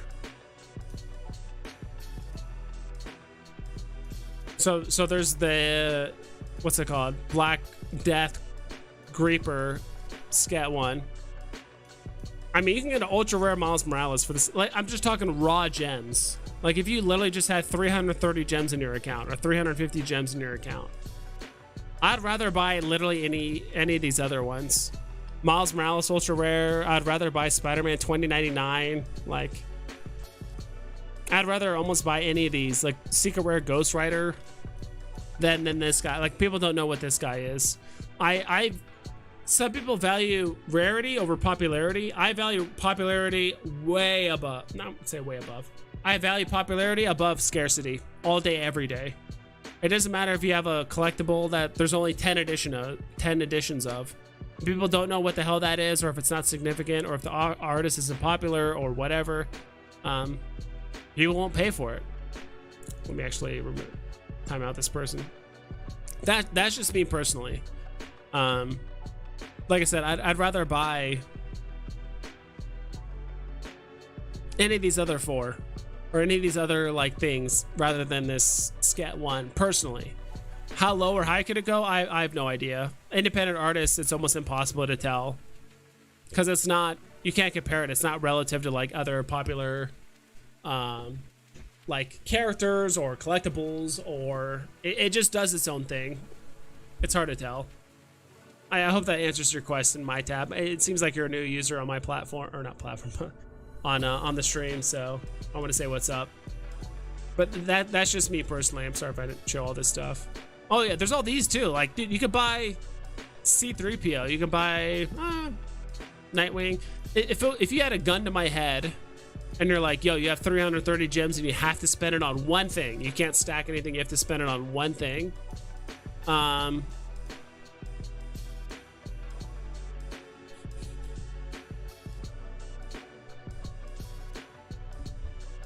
It'd probably be on the Miles you are. You had like a gun to my head. Miles or the Ghost Rider. Dude, Ghost Rider's just sick. Secret Rare. That's just me. My one friend even hit the lamp drop on 4G or 5G on the bus to college, and I got one at home. Dude, I didn't land one either. I didn't land a lamp. Took into big streamer vibes. Got your first bot in chat. Dude, they're all over the place. I've seen smaller VV content creators, or even just like smaller streamers in general on other platforms or other like communities that just, you know, sexfine.info. They're all over the place, dude. YouTube needs to do something about these bots. It is what it is. These indie artists will be very big in the next 5 years on VV. Let's hope so, dude. I'm just sticking to what I know. I'm just sticking to what the normies like and what like the mass populace wants. Don't get me wrong, you'll probably, if it pans out, you'll probably get a higher return on independent artists. Don't get me wrong, but the liquidity of recognizable IPs and characters, I think that's just hard to beat.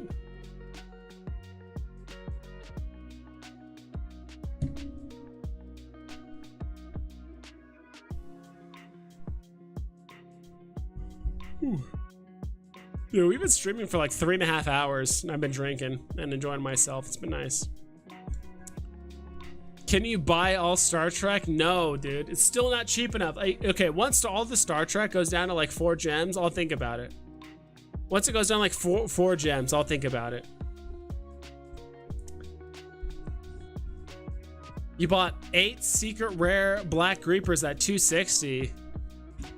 I mean, not financial advice, but I would slowly but steadily sell each one off.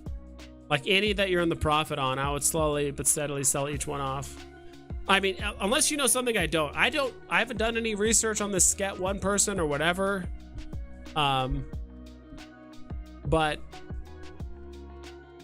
I just don't know. I don't invest in independent artists. There's I mean, I think there might be a piece or two I might own. I mean, do I even own any like independent artist stuff? I think literally the only one I own is where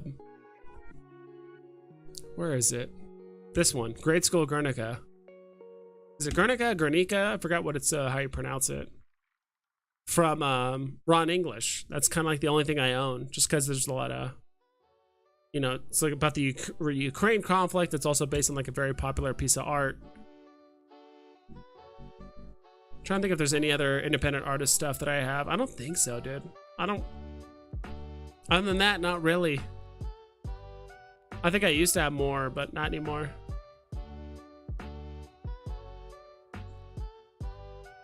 Like I said, nothing against it, but I also don't know what the hell your financial situation is. Like, if you have the ability just to put in hundreds of dollars, or, you know, if you're able to put in like 4 figures into Veve every month and just not blink an eye, I mean, you can do whatever the hell you want on the app. But I mean, the rarity is there. There's only 266, so. And it's a pretty cool looking NFT, don't get me wrong. Just me personally, it's not the first thing I would buy. I just looked it up. Miles FA 9.8 IRL comic is buy it now for 2100, hoping my UR reaches that or higher next bull run. Let's go. What's Miles at right now? Let's see if I type in Miles, will it show up? Secret rare?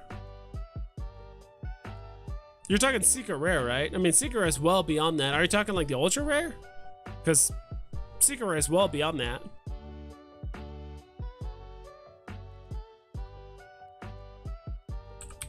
Maybe the ultra rare?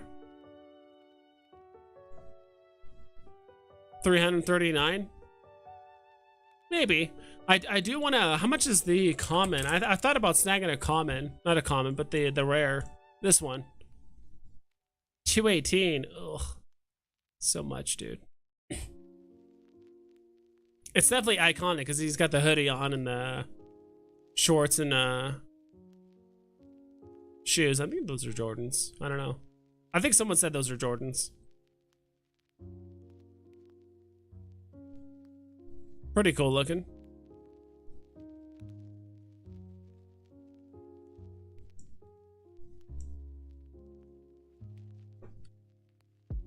I'm not in a huge rush to buy Miles Morales right now. Hoodie season. I like the name of that. What's going on in the feed? Wait, what? Wait, when did the feed start working on Veve? Or on the app? When did this happen?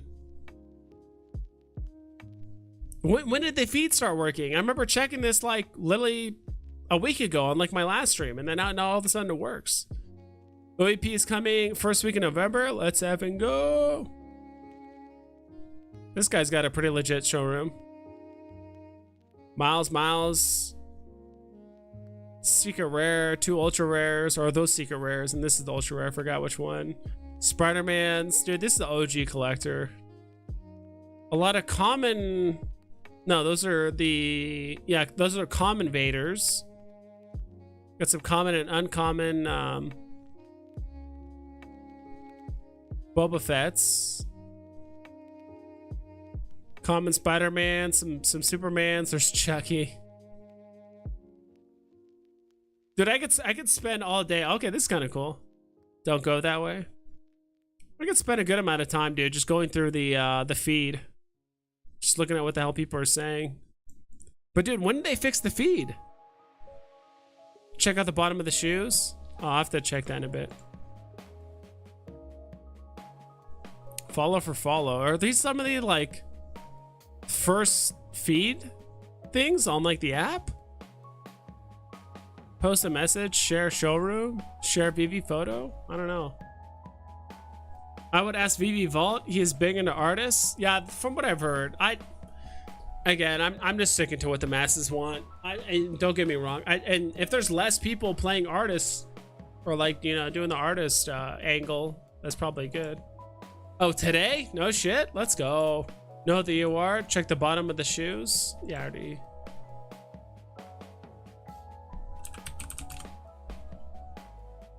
Skip this. Skip this. Skip this.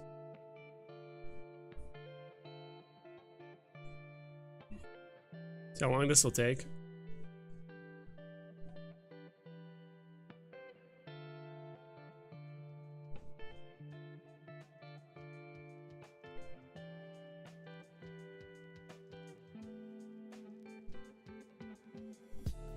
Oh, that's cool. The bottom of the shoes look like Spider-Man. Like half of his face. You guys can see that, right? That's really cool.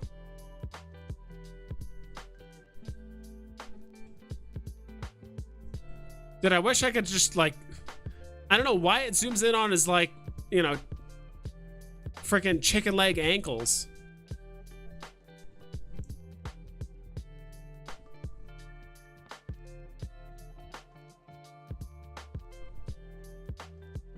Unless there's, hold on. So like, I'm trying to figure out, I'm pressing like Control Shift Alt, like any way I can like shift the camera other than like just zooming in on his ankles. What, the feed up is on the web? I guess so.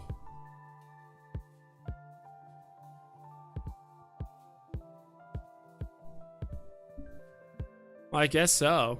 Oh, that's cool. I like the bottom of his shoes.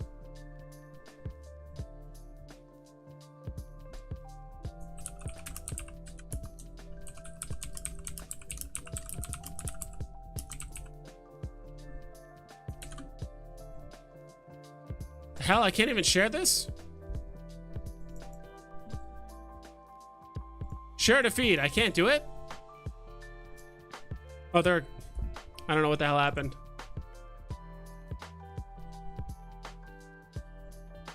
Follow for follow. OUP is coming first week in November. VV will hashtag soon allow us to merge up to 5 accounts into one KYC account. Yeah, dude, this must have happened recently. 8 minutes ago. So this must have been like really new.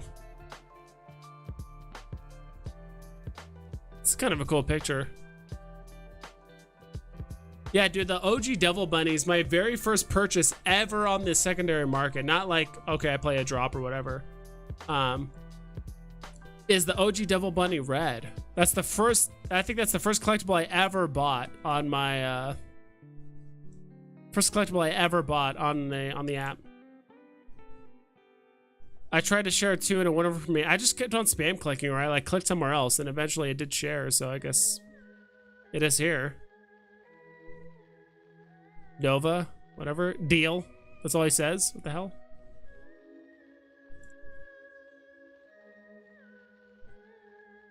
Is Chucky moved up? Nope. 20 bucks. What's Chucky at right here? Whoops. Whatever. That collection. Market. Collectibles. Buzz. 1750. Not even profitable. I think this is the way you can like, because remember like the old day, not even the old days, but remember on like on your phone, you would click on this like collectibles tab and it would show the most recent like listed collectibles here and like the comics. That was a really easy way to snipe stuff. You can still kind of do it. Here it always shows the most recently listed comic as well as collectible if you click on like show all. But the only issue with comics is like you have to guess. Like you see it here because like someone might have listed a ultra rare for super cheap or maybe a rare for super cheap. You just won't know. So if we like go back, it'll probably be slightly different or the same, whatever. 1250 for the Spider-Man 252. This one only has 1,000 mints.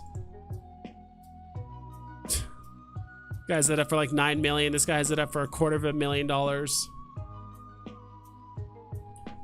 Dr. Profit False? What the hell is, I want to see this account.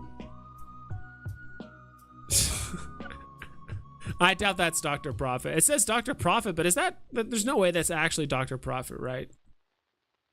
It says Dr. Profit false, so I don't think that's him. She-Hulk. First appearance. 3.3 gems. Did you guys ever watch the show? That show was beyond cringe, and the writing was god-awful, in my personal opinion. Captain America. I do know a lot of comic book collectors that do like this cover of Wolverine and Captain America.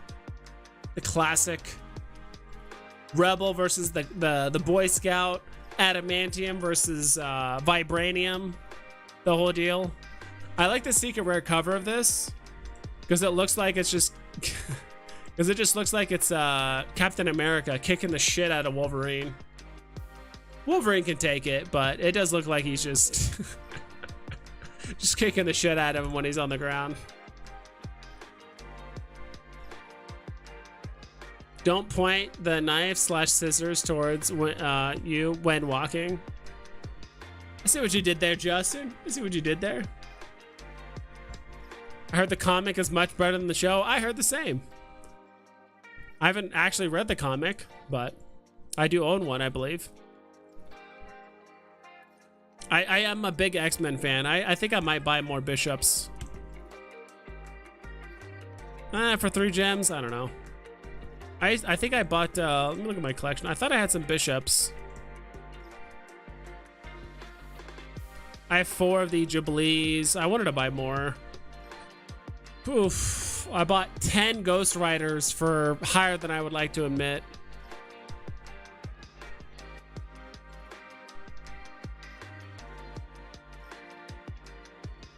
Do I not have a She-Hulk? I thought I did. No, it's right. Okay, I have 2 of them. All right. Because I remember playing like 2 on the drop. $2.99. Yeah. Okay, so I do have 2. I do have 2 of them. I didn't realize I went past it. Yeah, they're literally right here.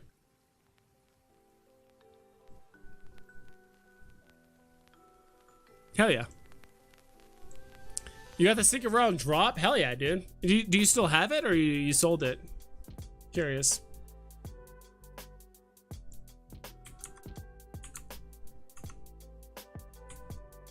Let me fix some of these. I don't need these anymore.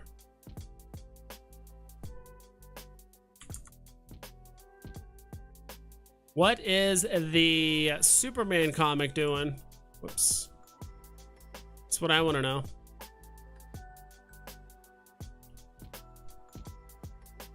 Yep, at 525 is still glitched there. That's awesome.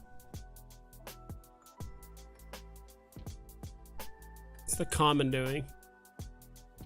And dude, honestly, Palm NFT needs to put the freaking rarities on these comics. Sometimes I know it now because I've messed with these enough, but a lot of the times you're doing a double take. Like, you don't know if this is like just at face value, if you're new to the app or whatever, like you have no idea what this shit this is. Just looking at some of these comics, like just have it say epic here or legendary or common or uncommon. Like, I don't know why it doesn't say it on here. You have to just like visually look at it and just fucking guess what it is. And then even then you get to here and you have to scroll down and look at these weird bars that says rare or uncommon or, you know, 2.0 grading. Like, not a huge fan. Like, just have it say the rarity on the comic.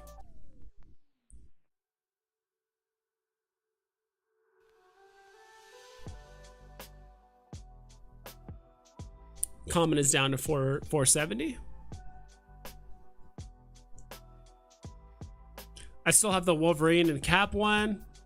I like the look of it. So, same here. I really like the aesthetic of that comic. Kind of see what the Gotham or the Legacy Cow's doing at. It's still at 100. Oh, this is a 97 now. Yeah, this one's been hovering around 100 to like 120 for a while.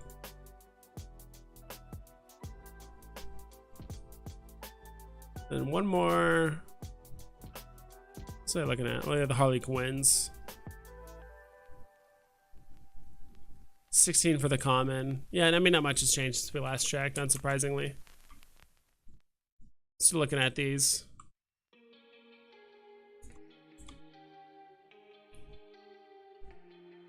No one still bought the 110. Interesting. I mean, it's a $40 difference between this and this. I'm kind of holding out for this because it looks like they're gonna have more of these, right? Coming up, because I think this is the. God damn it.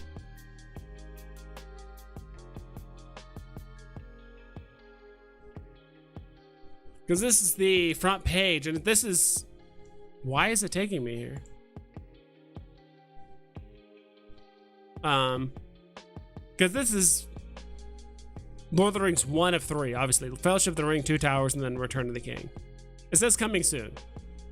So, just curious to see how these pan out. I mean, this is the first one, right? I bought 2 of these. I've already made some money on it. For $275, there's a 36. Eh. Mostly just looking at the floor.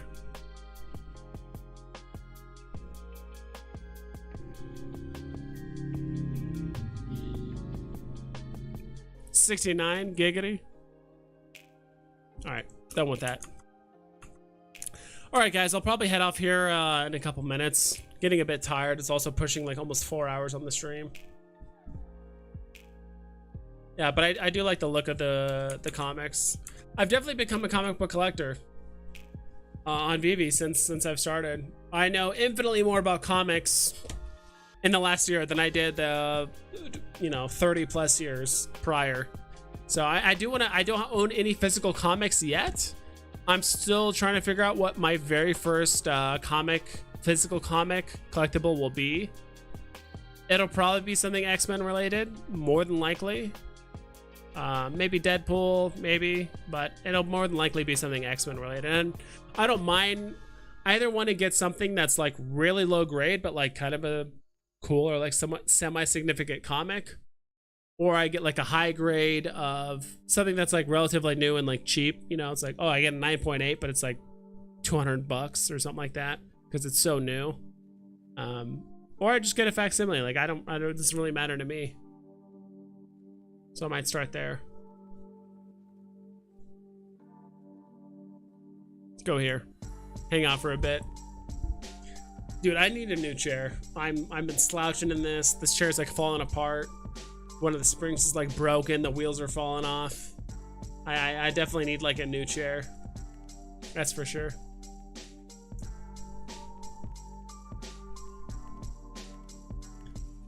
But I will not be streaming tomorrow because I'll be moving all day. I might be streaming on Sunday. We'll see. I don't know. I just have so much stuff to do this weekend, so I can't really promise anything. But I'm glad to be on stream again. I am super bullish on all the stuff that was announced. Obviously, on the everyone commenting on my post. Very excited for all like the community post stuff, the community updates that happened today. Burn mechanic, OUP, MCP, all the stuff that's happening for Veve logo holders, DeCon that's coming up here in the near future. Like I'm really excited for all that stuff. Last stream in this place, going out with a bang. Yeah, sure. Put the legendary up for 4469. We'll see if it sells overnight. The legendary. Oh yeah, for 4,469. Yeah, try it, dude. Looking forward to the new stream layout backdrop. Yeah, I'll have to change some stuff around. I do want to get a new, one of these things. The one I have is not necessarily broken, but I have to do everything manually, and then some of the stuff actually is messed up. I do want to get a new one so that you can actually manually change the colors, because you can't change the colors as well as some of the background. Like you can do stuff like that. So that's like blue and whatever. That's like a red and blue. That's all 3 colors. and that's just straight up red. So there's some cool stuff you can do with the background, but I have to manually do it. Before, I could just do it on my phone. It was super easy to use. So, but whatever. That's it, guys. Thanks for stopping by and hanging out. Executive Speak, Pixel Trader, Austin, Justin, Slider, Tucson Collectibles, and if you guys are still here, I appreciate it.